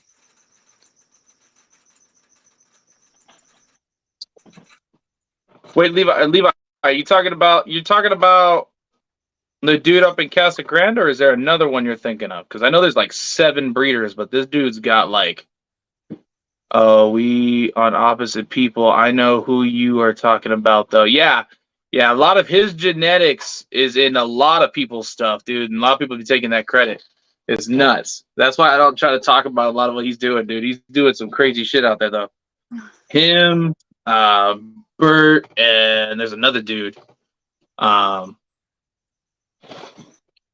they're trying to do these rat competitions. I thought it was crazy, though, like straight crazy. I didn't even think that was a thing. I thought he was just talking out of his ass. To be honest with you. But he was like, no, it's like a dog competition. Like I looked into it. It's insane. They get like these ribbons. They can claim bloodlines. There's like genetic, like blue ribbon genetic testing type crap. I'm like, wait, what? Like dog pedigree crap for rats. It's a rat. Like I don't know. Maybe I have seen some of it. Like I only have like her patterning, Dumbos and Rexes in my rats, but dude, I've heard of people having some crazy stuff, and like some of the things that I've seen other breeders have, like people who breed for pets, they're gorgeous. Like you could run whole projects around different colorations and patterns and structure with rats. Yeah, he's got some crazy cool stuff. Like I think so. He was one of the first people in Arizona to bring blues. Like these cool ass bright blue rats. They're cool looking. And I mean his rats, like the genetics of his rats, the process is there. So think of it this way. You know how in most average rat pinkies, they're like maybe that big? Mm-hmm. His rat pinkies are about that. They're about the size of like a pup when they come out. The rats are huge. And within the they're like that big. They're like about my knuckle. Yeah, his are freaking huge. And then like within I think it was like 4 or 5 days, he took another picture. Like he took a picture of them when they were born. Then a couple days later, took another picture and showed them. And I kid you not, these pinkies are about the length of my freaking finger, and they're only a few days old. Like, and then like let me see. So what was it? The colossal rat, what you would call it, or a double XL, the biggest freaking rat. This thing was maybe less than a month old, and it was over 500 grams. I picked it up for one of the large rats. This thing was over 500 grams. And he has a picture of it. I took the picture. He held it on his arm, and it was sitting right here, and it was the length of his forearm. Because it was huge. It was like a freaking New York rat. So I told him, I was like, man, did you go catch rats from like New York or like the sewers or something? Or like, are they mixed with like a pack rat and you just don't want to tell nobody? You started laughing. Yeah, because even like her and her siblings are 7 weeks old. And they're not like that big. Jesus. Yeah, his rats are freaking giant. Like, it is insane. I give him that, though. He makes really good feeders. And then the demeanor of his rats are really, really, like, tame. Like, me, personally, I don't like messing with rats. I have, like, a rat of messing with rodents. And it's more or less like, I don't want to get my face eaten off by a rat, even though I know it's going to bite the shit out of me, because most of them always bite the shit out of me. Always my finger. Always my finger. And so, but when I started going to get rats from him, I never had that issue. And it made it so hard to feed them when they're just that friendly. I know. That's why, like, I still have some that are really mean, that, like, did not socialize even with as much as I tried. Mm-hmm. That made it a little easy, but I only have, like, 2 more of them, and I'm like, this is going to get tough. Like,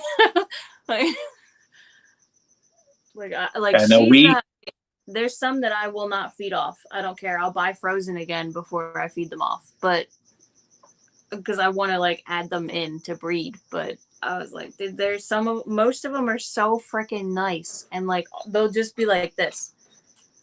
It was funny. Destiny, she ended up jacking like half my freaking rodents because they were just super friendly and they were really cool looking. Like there was one, it's hard to explain his color.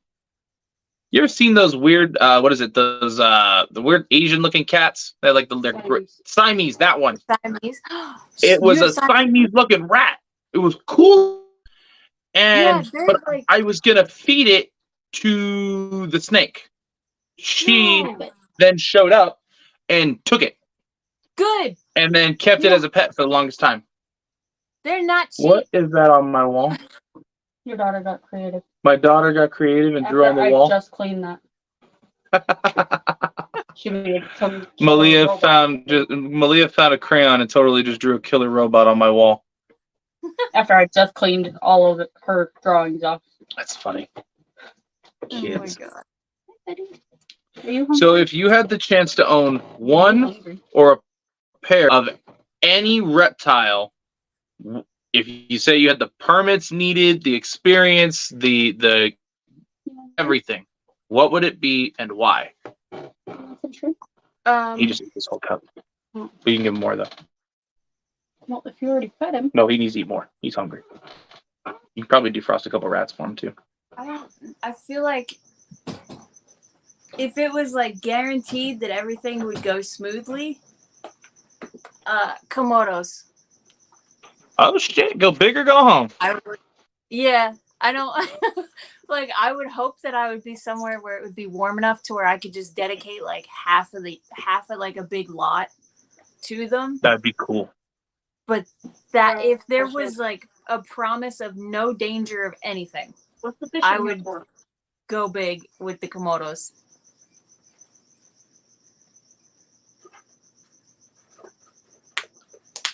Sorry, my wife she just came home and so she was like, hey, he's out again because he's got his head out. He's hungry.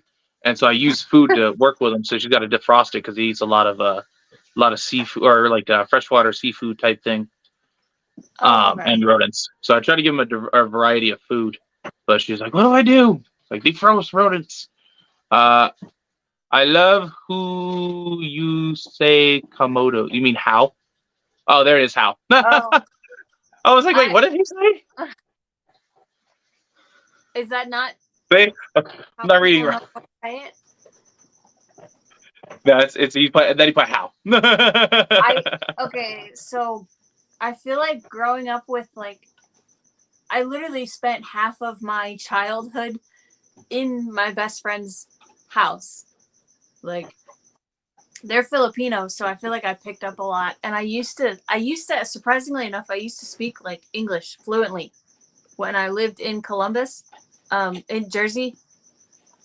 Because there were these Mexican workers that were building a house next to us and they were taking forever. And I'm not even kidding you. After daycare, I would go run over there and speak with all the workers. And my mom was like flabbergasted because I would fluently speak Spanish with them. And then That's after awesome. like 2 years of us leaving, I lost it. I lost a lot of it. But That's how it goes. Like I'm Mexican. I live with my dad, and his side of the family is the one that's Mexican. So I learned a lot of Spanish. That's where for the while I talked in Spanish fluently. And then my parents are divorced, so then I went back to live with my mom. And when I lived with my mom, she didn't speak Spanish at all, so I always had to speak English with her, and I forgot the most of it. So the messed up thing is I understand what they're saying. So you touch me, and I'll understand. But sometimes I'll speak like I respond back in Spanish, or other times I'll just sit there and I'll respond back in English because I know what you're saying. I just don't feel like putting in the effort to respond in Spanish because like I don't want to sound stupid. That's how like I can pick up even with the Filipino stuff. Like there's certain stuff that I remember from like her Lula used to speak in Philippine all the time. Oh yeah, I do it. Go. Like barely. And that's all you know. Not often would she speak English unless it was directly to me because she didn't want me to feel like left out. But even that, like I remember certain words and I can make out what they say, but I cannot speak it back. I'll speak English back to you. Yep. But that's it.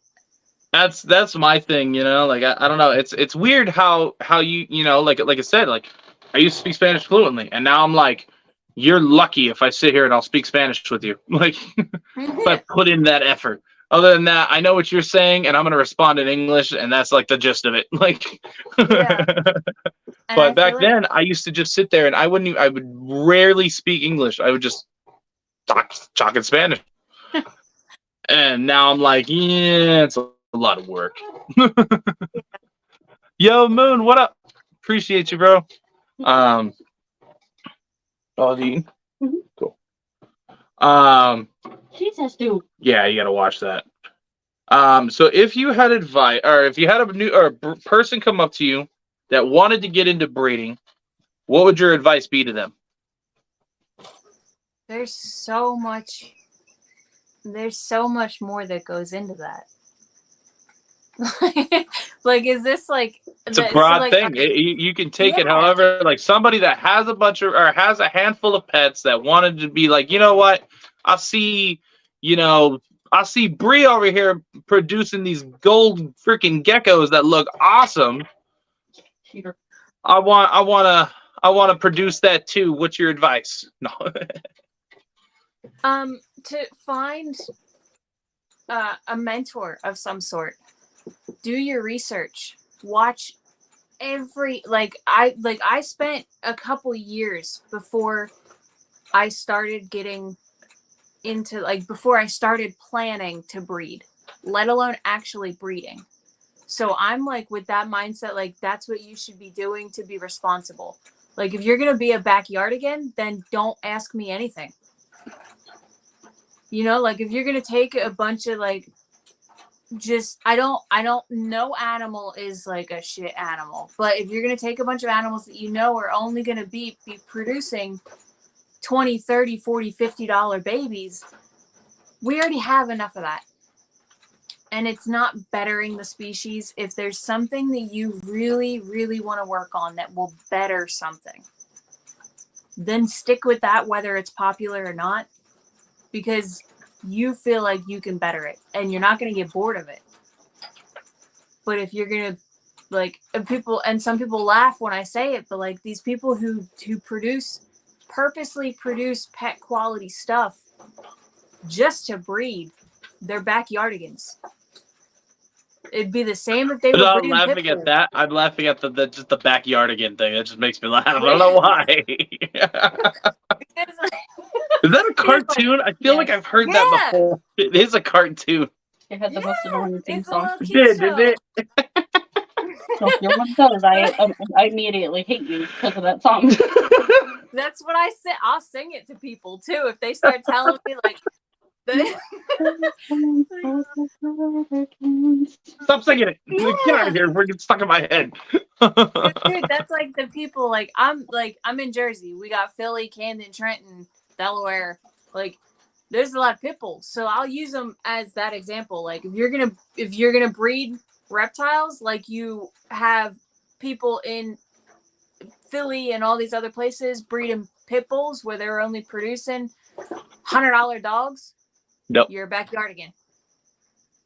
Don't talk if you want to improve that, I've spent a lot of time researching and I still do research. So if you want my help, absolutely I will help you, because that shows to me that you want to better something. Or if I don't know, even if it's not a species I'm familiar with, I talk to a lot of people that they work with a bunch of different stuff. I'll reach out I'll tell you to reach out to this person because I know that they know their stuff. Like I'll help you out, but you got to put in that time. You got to put in the research. If you can't show me that you've looked at 3 to 5 articles and watched at least 10 YouTubes or TikToks from somebody who at least in your eyes looks like they know what they're doing, I'll tell you whether they actually do or not if I know. But just show me you want to put that work in, because this is work. This is it's not like a fun little I'll just do this when I feel like it type of thing. It's not like going golfing with your friends. It's not. No, it's at the end of the day, we're glorified pooper scoopers. That's the best way I tell everybody. 90% of when people are asking me, "Hey, what are you doing today?" I'm cleaning poop. Yep. Like, Or I don't have to be something. specific, you know, just exactly what I'm doing. You never know. It could be after a kid, Lucy, or you know, reptiles. No, it just keeps it Or the exciting. dogs. Yeah. Or oh god, don't even get me started on the dogs. The dogs are the worst. I'd rather one of the snakes poop and stink up the room than the dogs. Because at Right. least the snakes are contained. The dog will purposely go on a carpet instead of a hardwood floor where it's easier to clean up. I don't know. They said get a big snake. You know, it's fun. They said, and I mean, having big snakes is cool, but it just means that the dumps are about the size of your fist, if not bigger. Like, Yeah. I already see what's building up in there, and I was gonna clean this whole cage out and like put a bunch of stuff in there and let her soak. I'm gonna wait till she's about to shed, and after she poops, and then I'm gonna clean that cage because I'm gonna have to do it back to back because she's got 2 pigs inside there that still ain't come out yet, and she's she's a 13-foot albino Burmese python. I'm like, no, that is gonna be a whole lot of no. Yeah, that's like I thought about getting I almost got a retake, but Don't do it. It's a trap. I think I'll have to do like super dwarf or something. I would do super dwarf. I've been talking to quite a few people who breed super dwarf and work with super dwarf for a while, and I thought about getting into it, but there's a market, but not a giant market for it. Like, yeah, there's people that want them, but at the same time, the price is still so high up there that not a lot of people are like, I want to spend the same price on something that's only going to get 6 foot that I could spend or half the price to get something that's going to get gigantic. And it's sad. It's sad that that's the mindset of some people. But at the end of the day, it is it is what it is. You know, we can't change. Yeah. Can't change how people see certain things. You know. I think honestly that is what entices me more. Like even with the snakes, I want to work with species that a lot of people don't even know about. And or they only see like occasional wild caughts or something like that. Like I want those species and I want to work with those.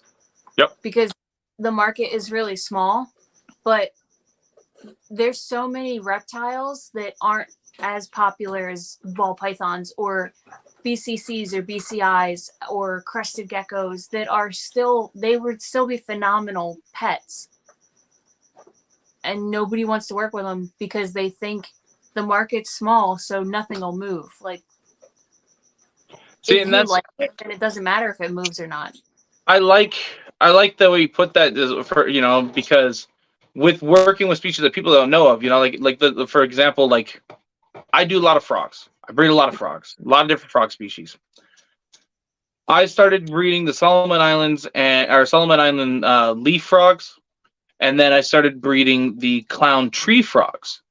And for the longest time, I never said anything until I had about a good amount of babies to resell because most of the ones that people get in never last in captivity long because they're field collected. They're wild caught imports. So a lot of times when it comes to import frogs, a lot of them don't really do too well in captivity. You know, they either overstressed out or they just can't get them to eat because they're not eating what they would be, naturally, or just they didn't do the proper setup to mimic where they came from, or parasites. That's also, a huge thing with imports. But so I started producing these 2 really uncommon species. I didn't think it was going to go anywhere. And it was insane how quick when I posted them, nobody really knew what the hell they were, but everybody wanted them. And then you came to the problem of now I got to sit here and educate everybody on said species before I even let these things go. Because if I was just to send them, the chances of them surviving would be slim because there's not a lot on the internet to really explain how to take care of them, how to set stuff up about them. Like nowadays you're starting to see more and more of it, but not as much. So like I thought about actually getting a couple tanks in, like couple new tanks and setting up bioactive and showing step by step how to set up one, a bioactive, and then two, how to set it up for each of those species that are super uncommon. Yeah, But it's just it things. Oh, go ahead. Oh, sorry. I was just saying, I think that would be really, like, even the file snake that I got in, he passed. And I only had him for like 3 weeks, and I swear to God, like, I was holding this snake crying because I was so upset that I got him, and he was old, and he just, apparently he chose me to die on.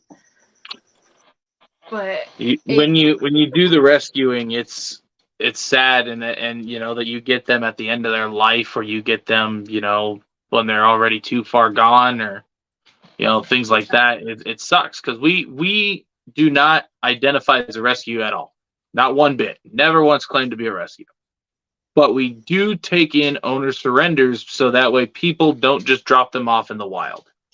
yeah. You know, because a lot of times out here in Arizona, the most common things we see out running around are either big ass male sulcata tortoises for some reason, or iguanas. And most times they won't make it during our summer, anyways. The sulcatas might, but they tend to, you know, go towards people for food. And then the iguanas, they just don't do well in our heat, and then trying to find food. They don't make it, so they won't become invasive. But it's stuff like that. So I try to I put it out there. If anybody in Arizona has something they're trying to get rid of, they can't sell it, they can't find somebody to take it. Instead of releasing it, you know, there's always another option to, you know, like hit me up. Appreciate you, Fries. Shout out to the sponsor, Fries Critters, guys. Make sure you give them a follow. But iguanas and AZ. Oh yeah, dude. People be dropping just random iguana species out. I think there was like 3 of them last year in a park because the dude just dropped them off there. And it's just what people do sometimes, and it sucks, you know. And it's people like that gets good keepers in trouble. Yeah. You know, Well, and it's.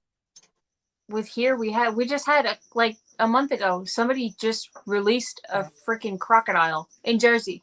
What the fuck? No way. Yeah, like right by Cheech. What?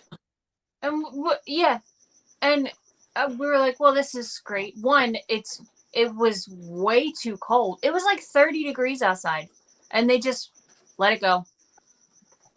And we're like, so that looks great. Like, they found who did it too, and they charged them. Thank God, because it was ridiculous. Like, to think, like, on top of all of the stuff, like, in my head, all I think about too is like U.S. Ark and what they're fighting for.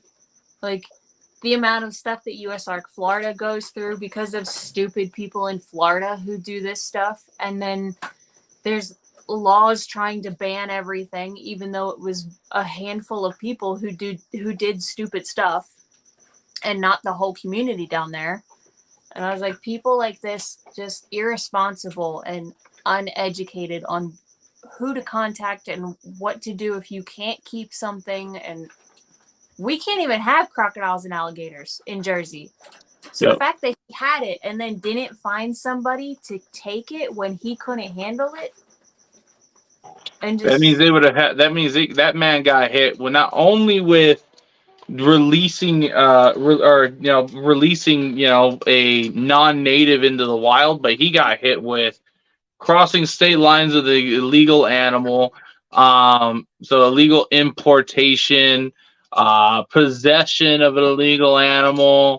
That dude had to have been dragged through the ringer, and quite honestly, I don't want to say that I'm glad, because it is what it is, but I'm kind of glad because it needs to be an example made of it. There's some shady shit that gets done like that, and it's people like that guy that does the shady shit that gets all of us in trouble. Yeah. And like, I'm not afraid to say I am not sorry at all for people who do stupid shit like that. I hope you get what comes to you, because it is like, it puts everybody else in bad light because you can't make an adult decision on how to handle your animals. And it's and it's shit like that. Like here's a prime example of it. Okay, so everybody has probably seen this video more than once, if not multiple times. Thanks, nerd. Um, there was a lady in Tucson, Arizona, who legitimately got herself bit on purpose by a reticulated python. Now, she told everybody that she didn't get bit on purpose, that it was complete accident, even though she had 3 people on standby. The snake clearly showed food-driven, behavior. And while still being munched on by said snake and having somebody, trying to help you get it off, she tells the dude that's doing the camera, he's like, "Hey, do you want me to stop to help?" And she's like, "No, film it all." What? So she definitely, it came out, she legitimately did this on purpose and, trying to get clout for her new store. But it backfired. She got bit, bled all over the place. This thing was a food response. It doesn't help that the tank she had it in was like a fish tank with a custom lid, and came at it from above and was not 4 or 5 feet away from a multiple rat racks in the same room as this snake. And it was a big reticulated python that bit and wrapped her arm. And yeah, she held it like a champ, and she wasn't screaming and crying, but still, though, she knew what she did, and it was wrong. And what ended up happening is Arizona, not a month or so after, attempted to ban any large constrictor that gets over 10 feet for the fact that it could be a potential danger to the public. Because again, she, in her defense, before she came out and told everybody that it happened on purpose, was she was trying to pull it out for a customer that really wanted to see it. That was her story. So her going and telling people she was in a store to show this animal that literally was caught on camera trying to eat her arm, it just made it 10 times worse. And so they tried to ban anything that could get over 10 feet. Granted, it never passed, and it never even hit the house. It was Fish and Game just trying to attempt to sneak some stuff on there, but using that as fuel. Yeah. And that's all. It didn't go anywhere, thank God. But could you imagine how messed up it would have been for all the people who breed large constrictors out here? All because of that one lady's stupidity. Yeah, because you guys Arizona has a lot of big snake breeders. We've got some decent big snake breeders out here. We got a decent amount. A lot of them left because of that, because of her. A lot of people left thinking that big snakes were going to come back on the chopping block again. So a lot of people ended up leaving and moved to either California or moved over to Texas. And so it was just stuff like that. But even if it wasn't the big snakes, for the breeding wise, the average person wouldn't be able to have one without an educational or a zoological permit, just because this lady decided to. And it wouldn't even be just big snakes, anything that can get over 10 feet. So that would have been every heavy bodied snake, Burmese, retics, anacondas, things like that. Both are, and even a yellow anaconda would have the ability to get about 6 to 10 feet. So therefore, they would have been on the chopping block. Certain the jungle carpets, carpet pythons in general, other python species that get really long. Mm-hmm. If they believe it can get 10 feet, they could easily put that on the chopping block. So all of that just because this lady got bit for clout. Yeah. And so it's just the craziness of stuff like that. It takes one bad person to ruin it for the rest of us. Yeah, and it astonishes me how many people like you were talking about with the drama on Instagram and how you were backing away from it and everything like that. But the amount of people who will focus on that instead of you, I've said stuff and I've like kind of gotten shade for it, where I'm like, you're going on about this drama that doesn't matter unless you make it matter. Yep. And we're in like certain states and throughout the entire country, we're fighting some small and some large battles just to keep the community that we have, to keep the animals that everybody says saved their lives or helps them so much with traumas or just continuing passions that they have to work with animals, like all this stuff. We might lose that because you can't even put $25 in for a membership for an organization that goes to court and goes to battle and does all this research every day to protect your ass. Yep. Like, even if you don't want to be super on top of all of the information, at least get that membership. Oh, I forgot to put the type of thing. I don't even have one. We got one. Oh, did we buy one? Mm-hmm. Oh. It's gonna rain tomorrow. Oh, God. Oh, that's fun. I gotta go tarp animals because I guess it's supposed to rain tomorrow. Oh. That sucks. I'll have to do that. I'll do that tonight, though. It's whatever. But no, I definitely agree with what you're saying. You know, it's crazy to see, you know, a lot of people that are in this hobby that don't even know what USARK is. But since we're on that topic, I will say this here for everybody that's in here. This will probably either be on my YouTube or on, I think I'm going to do it on YouTube, to be honest with you guys. But I will promote it on my other platforms as well.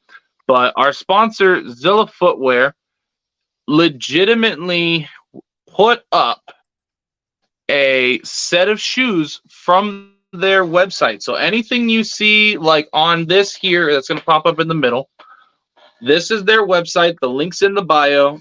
If you guys check out my link tree, it's always in there as well. They have a ton of different animal shoes. All of this stuff in their merch store. Whatever you want.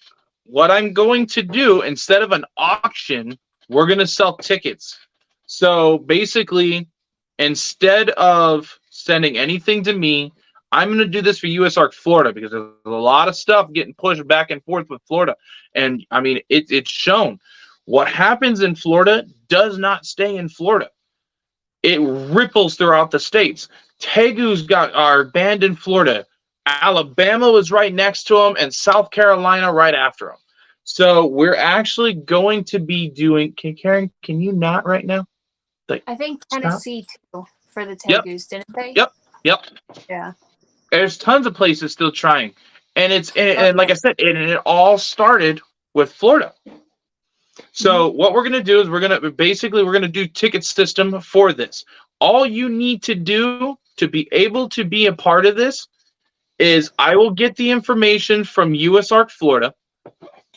I will get I believe it's just Cash App for them. They have a Cash App, PayPal, all this other stuff. Or if you just want to donate to them, I think they have it on their website as well. All I require is a screenshot of your donation, and every $5 that's donated to them will be a ticket. And then I will put it on a spin to win, a little big old wheel, and we'll spin it for it live. But all you need to do to be able to do this is make sure you donate directly to USARK Florida. Even if you guys just want to support USARK Florida, it doesn't matter. If you want to send it to both, that's up to you. USARK and USARK Florida need the help.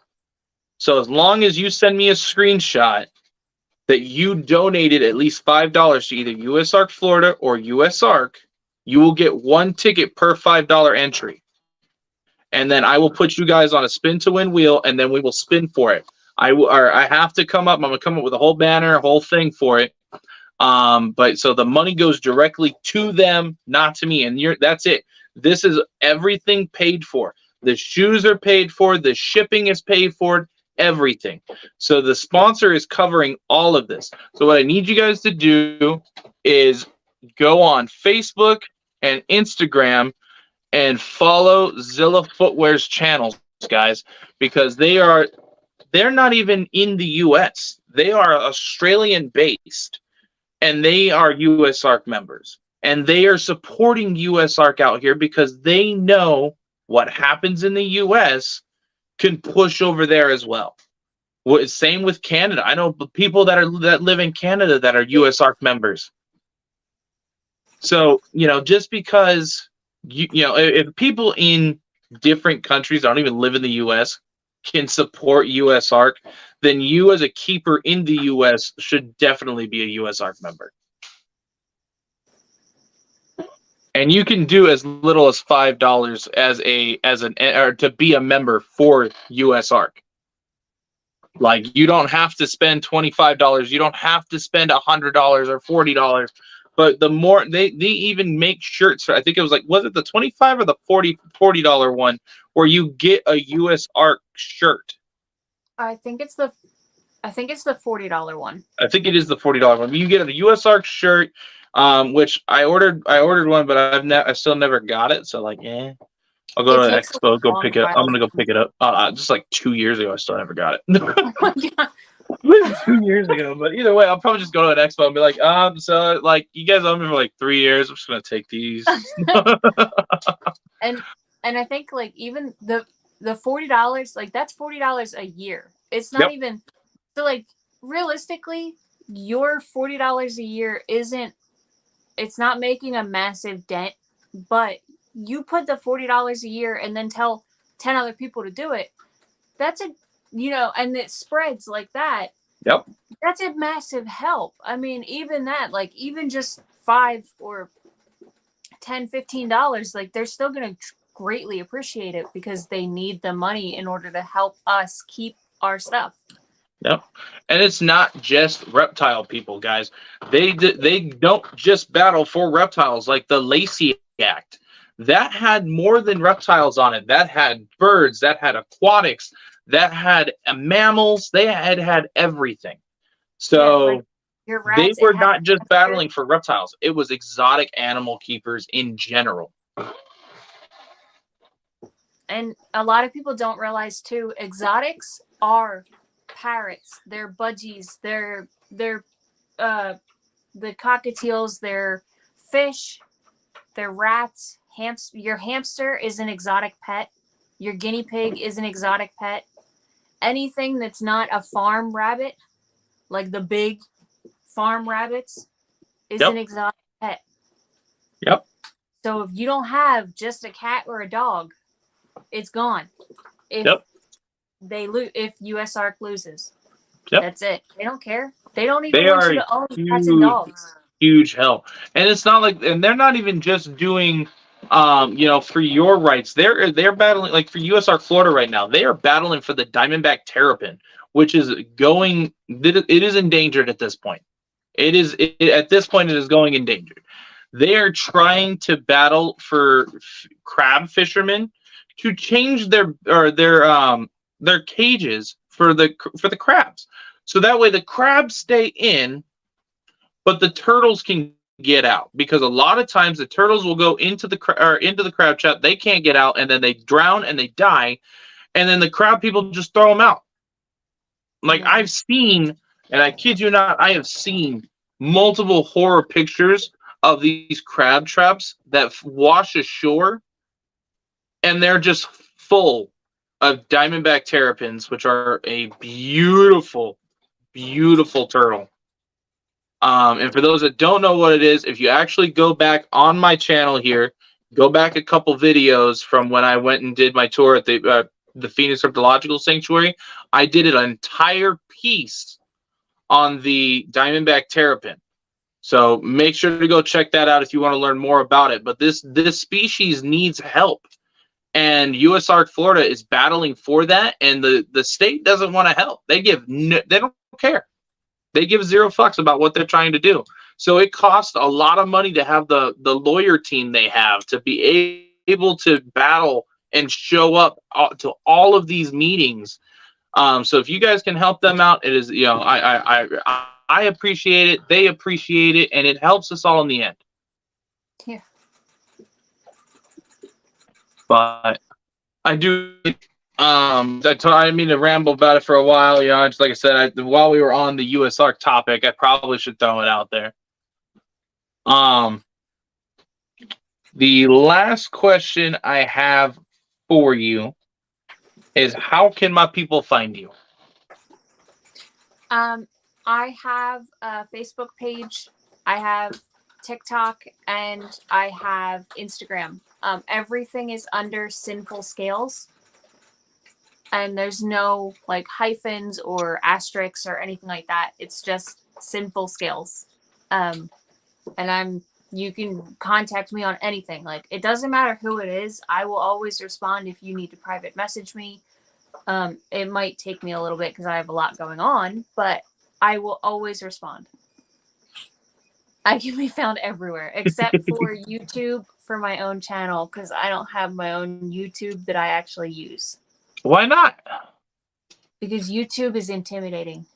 Don't be intimidated by it. Just do it to it. I mean, look, they even let Levi on YouTube. So I mean, if they can let Levi on YouTube, they can let anybody on. I think it's really, for me, it's just doing stuff by myself. I don't feel comfortable quite yet. Like, even if you look at like my reels on Instagram or my TikToks, like, I don't unless I have to answer a very direct question, I do not show my face. Like, if you ask me a question and you need a direct answer for how to fix something or how to do like that type of stuff, I'll show my face. Everything else, I'm like, no, just look at the gecko, or just look at. It's okay. I definitely get it. When I first started doing like Instagram and like YouTube and everything on here, like I started Instagram way before I did YouTube, and I wasn't a big fan of jumping on videos. Like, Chris could probably vouch for this, because he is the person I've known the longest when it comes to Instagram.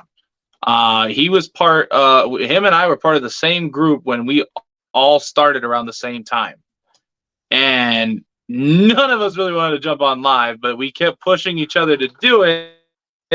And then it ended up, after like 2 months of just doing it, we were live like almost every day for like a couple hours every day. Like, it just took forever to actually do it. And like, and then for a while, like, I never wanted to host my own lives. I didn't want to be a part of my own, like, just be on a live by myself. Be like, all right, I hope somebody's gonna jump in here with me. Like, the fuck am I supposed to do to entertain y'all? I know, that's kind of how I feel. Like, even with like, I've been on a couple TikTok lives, and I was kind of like, sometimes there's nobody to talk to, so I'm like, well, I don't, unless I'm just cleaning and like doing my own thing and occasionally answering questions or something, I don't know what to do. Like, I can't just sit like this by myself. Like, if I'm talking to somebody, it's different, but just this by myself, it's weird to me. The way I learned how to do it, it was funny. I remember I was sitting here and I felt like, you ever seen the movie Talladega Nights? Yeah.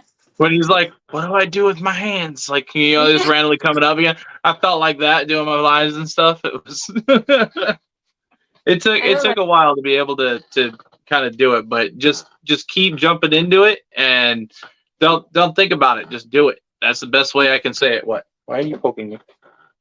Oh, so why are you poking? Who just pokes people? Weirdo. I'm gonna get hit. Watch if I keep it up. Anyway, but no, well, I appreciate you jumping on and hanging out with us. We've been live for, oh my god, I didn't realize we've been live for 2.5 hours. Whoops. Time flies when you're having fun. Time flies when you're having fun. But I appreciate you for jumping on and hanging out with us and sharing your passion. I'm definitely going to have to message you about that gecko, because I want that gecko. I know she's gonna want that gecko. If it's There's two that I showed you that are forever homes here. That's the only thing. My gray female and No, Kaiba. no, the one that I want is the golden, like, colored one. That one was really cool. And you said you had a couple siblings of it. Okay. I think it was the Harlequin something. You are That terrible. one is one of my holdbacks, but I have siblings that are almost identical. Yeah, that's the one. I remember you said that was the holdback, and then you had siblings. And I was like, Yeah. Yep, that's the one I want. All right, guys. I appreciate everybody in the chat. Shout out to everybody hanging out here. Chris, for showing love, bro. Always. We got the other Chris, Price Critters. Shout out to the sponsor for always showing up, hanging out. Solo for always popping in. Mother of Geckos. I don't see her here a ton, but when she is here, it's always fun having her around. I'm excited to see some of the Xanthic stuff she's going to be popping out. So you guys may see her back in here. We got Bam Bam in the house. Bam Bam always showing love. But I appreciate you for jumping on and, sharing your passion and giving us your time. One of the most things I believe people can give is your time. So I appreciate it. Yeah, thank you for asking me to come on and having me here. Not a problem. I thought it would be really cool because I know you're really passionate. Because we've done a couple lives on Instagram before, and every time I talk with you and you talk about your geckos, you're always really passionate about it. And that's my goal with it. I'm not trying to get I'm not going for super large breeders that have like thousands of animals or anything like that. I want people that are passionate about what they work with. So I don't care if you have 5 reptiles or 100 reptiles. As long as you're passionate about what you're working with and you're knowledgeable about what you're working with, I want that on here. That because that goes a lot farther with people like a lot of the chat that's in here right now. Most of them came from my TikTok, and a lot of them don't know a lot about reptiles. That's why I had you explain a few, like what genetics make, what makes that genetic. And like, well, how can they identify it? So like to us, we know what we're looking at, but people that are just like, okay, that's a gecko. What's the difference between that gecko and that gecko? That's kind of why I was asking, like, the novice questions was for the chat. I even have, and I've sent this over to a couple different people. Okay, so I color code everything because if I don't color code my notes, I still write notes, like handwrite notes. So if I don't color code it, I can't read it and look for stuff right. But I have pages like this of different morphs. Oh, that's so cool. And I screenshot it for people and send them pictures so that they have it as a reference for something that is really cool.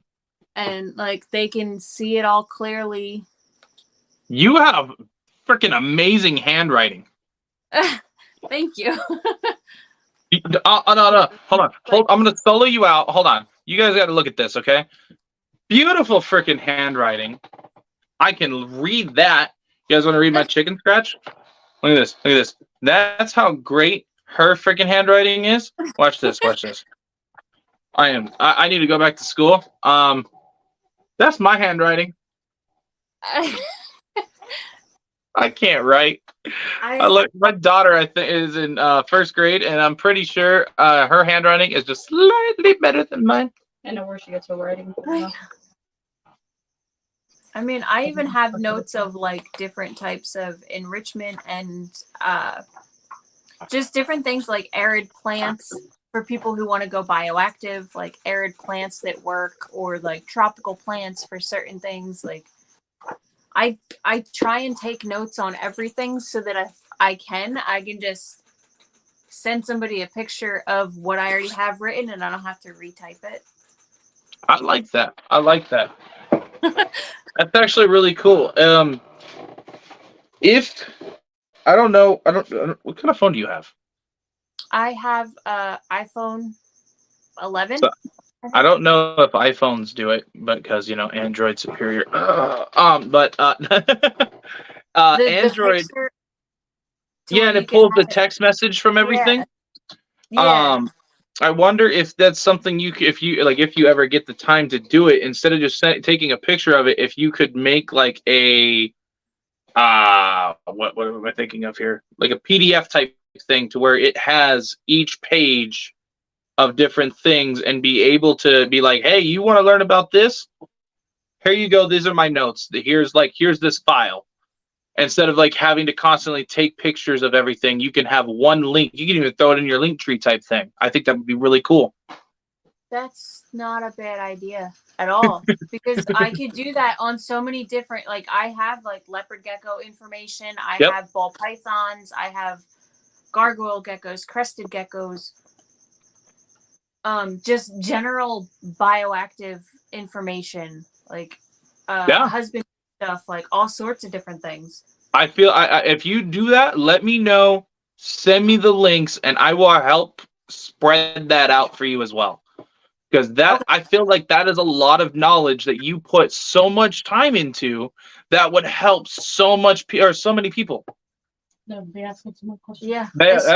For people that are asking a ton of questions that are just trying to get into it, like myself, I know a little bit about bioactive, but I could always learn more. I'm terrible. I do not have a green thumb for the life of me. I can't kill golden pothos though. I can keep everything. I can keep that alive, but anything else, I kill it with a passion. I don't know why. I can't do it. Just can't do it. But the golden pothos, fucking rule. And see, it's like for me, like I do bioactive in the tubs, but I don't use. So you can do bioactive soil and we'll get fake plants, and it does the same thing for what you need it to. Okay. There's just different things you have to tweak in order to give your cleanup crew everything that they need without the plants. So even that, like I've explained to people how to do that, but it's also with the plants, they're not that hard for me because I sold high end, like very expensive, like couple $100 house plants to get the money to start buying geckos so that I could breed. Like that's what I started There's with. $100 fucking plants? Yeah. What? There's plants that are $30,000. What? It's just a why. Yeah, what the hell? That is insane. That is awesome, but that is insane. What? I didn't have none of that, but what? But yeah, I could sell a plant and have the down payment for a new house. Yeah, if you got lucky enough to find a most of the time for stuff like that, you have to get from a supplier in like Indonesia though. Oh, okay, so it's an Indonesian plant. All right. That kind of makes a little bit more sense. But yeah, there's crazy expensive stuff, and like having to have a whole huge supply of plants and taking care of them all, like I just got used to all that.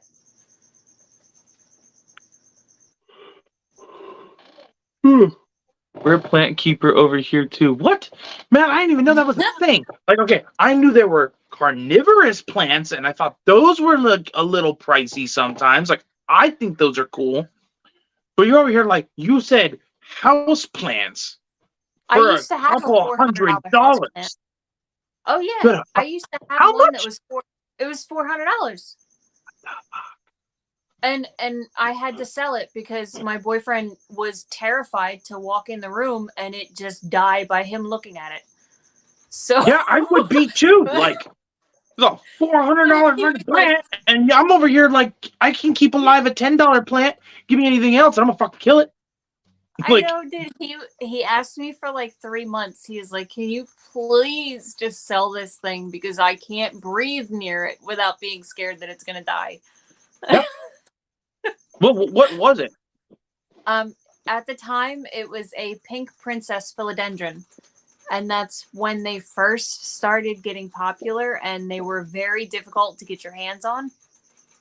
Chat, we looking this up right now. Like they're not actually gold. Oh, what the hell?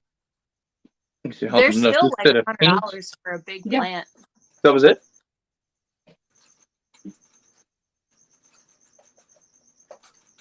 Oh, what?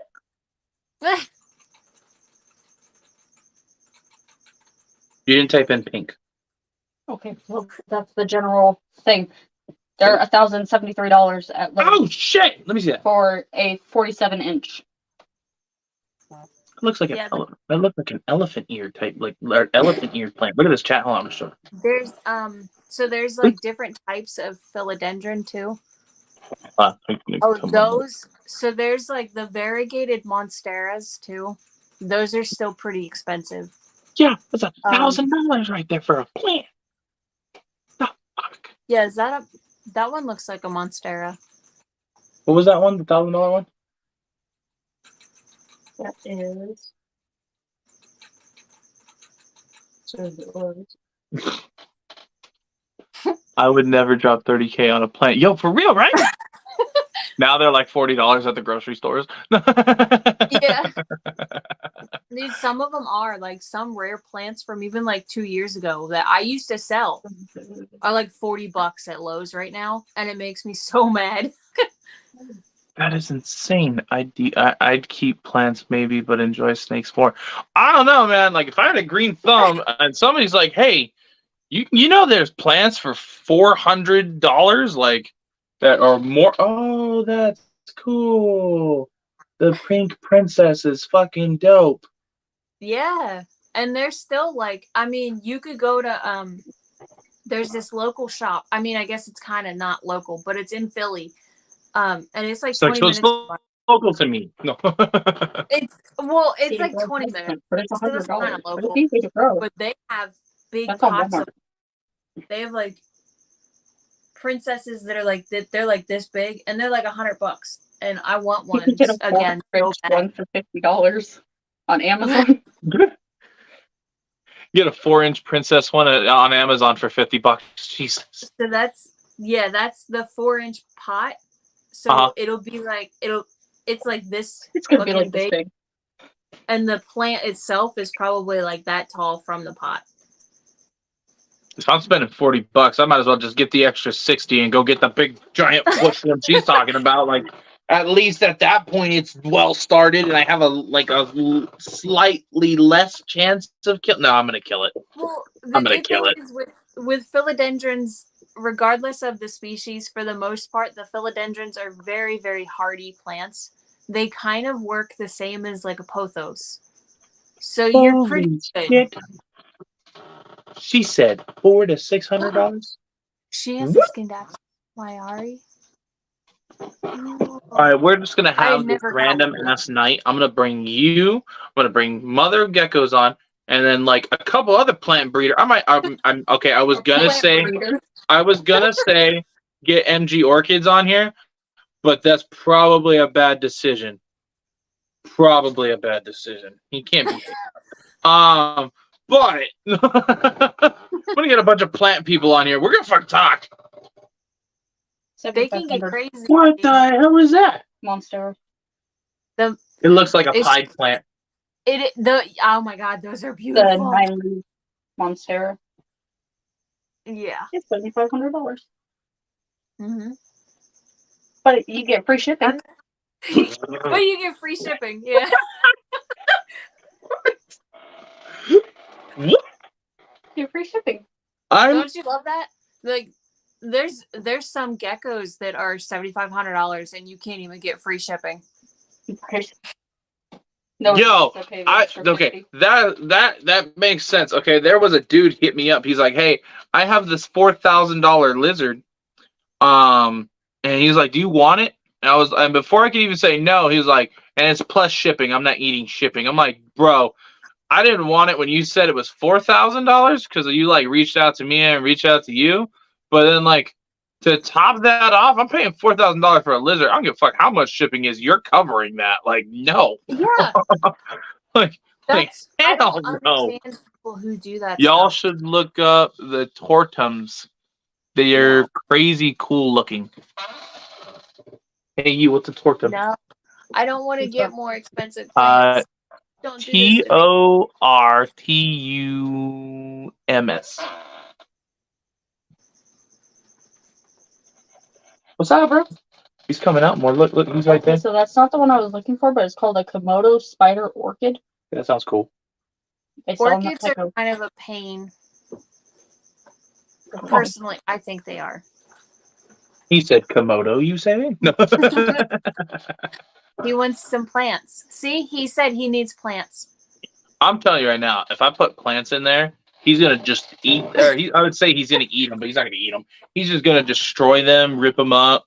But I did just get a ton of dirt in, so I gotta go. Soak that, and then I'm gonna put that more. He's gonna get more dirt in there, and then I gotta do more in here, and then more over there. And I gotta talk to Destiny about an animal that I might be getting in or not. 475. Tortum, huh? 475. 475. That looks like a plant that I've seen outside. To the backyard. No. I'd love to listen to the plant expert or have one on my show. Yo, for real, right?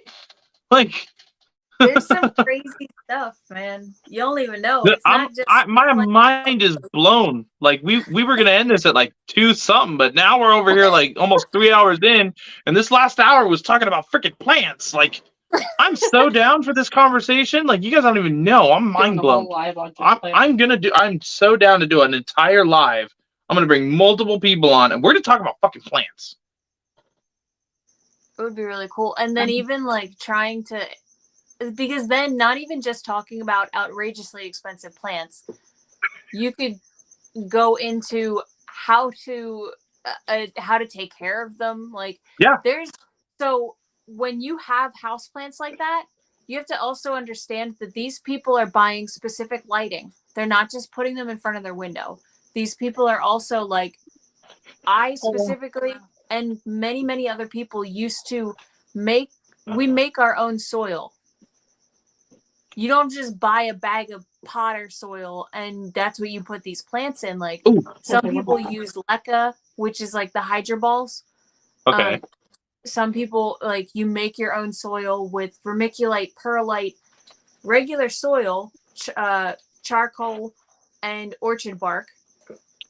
I have so much grow equipment. I bet you do. Yeah. Like, there's so much stuff that goes into it. It's not. What the hell is that? Oh, cool, plant, dirt, hot, into the window. 7,500, and all I got is free shipping. For real, dude. That's what I'm saying. Like, that's nuts. That is super cool. We're gonna talk about that because I would love to know more about bioactive plants in general. Maybe you guys make me be able to keep more than just golden pothos alive. Because I had I did pretty good with the greenhouse and tomatoes and jalapenos and things of that nature. Yeah, but I don't need that. I need plants. I don't need eating plants. I don't even eat those. No. Vegetables. He doesn't eat vegetables. Neither does that one. And what do you do? Give a vegetable to a 13-foot Burmese? Hey, you got iguanas and tegus and tortoises and things. Yeah, speaking about the iguana, you gotta talk. Okay, that's nice. That's my way of being like, so I'm gonna get something. Uh-oh. I'm gonna die.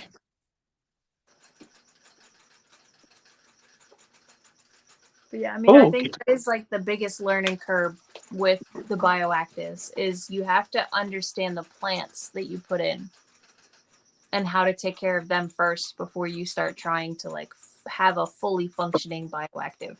And that's the biggest trouble that people have is they're just, yeah, like they just grab like, oh, this is cool, or I got this for $1 and this and that and this, and nothing goes together. Nothing. I don't know what you're talking about.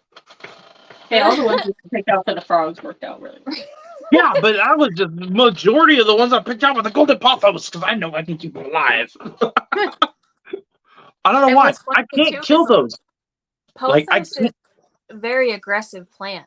It'll overpower and kill everything. It grows. Like, you know what? Shit, if that's the case, then that's what I did wrong. Hey, we did pretty good with bromeliads too. Ooh, I did do really good with those. I killed them in the end, but I had them for a long time. Just minus the end result. Well, see, you already doing, but I can't do bromeliads. I hate them. I like them. They were They cool. don't They made go the with chameleon me. enclosures really cool. I was about to say I liked them because they made the chameleon enclosures really cool, and then I put the dripper around that area so that way the dripper would hit the tier of the plants, and they had their own water dishes in each like row of it. It was super cool. I have so much grow equipment. Oh yeah, I saw that. Yeah, so we're definitely gonna have to do this. I'm gonna talk to you guys about this. I'm gonna get you, mother of geckos, and we're gonna have and somebody else. We're gonna have like a full panel. Okay, we're gonna have like a full four panel here, and you guys are just gonna teach me about like plants, and we're gonna go from like the cheap plant to the expensive plant, how to take care of them, how to do bioactive. I want to learn. Like you guys gotta walk me through this, okay? He said, "Do I get my money back if the plant dies?" Right? No. No. You get a $7,500 plant, free shipping, but that because you get free shipping, There's no shipping. There's no shipping it back. So Most of the time they'll refund it if it arrives dead, but that's it. And you have to send the plant back. You can't.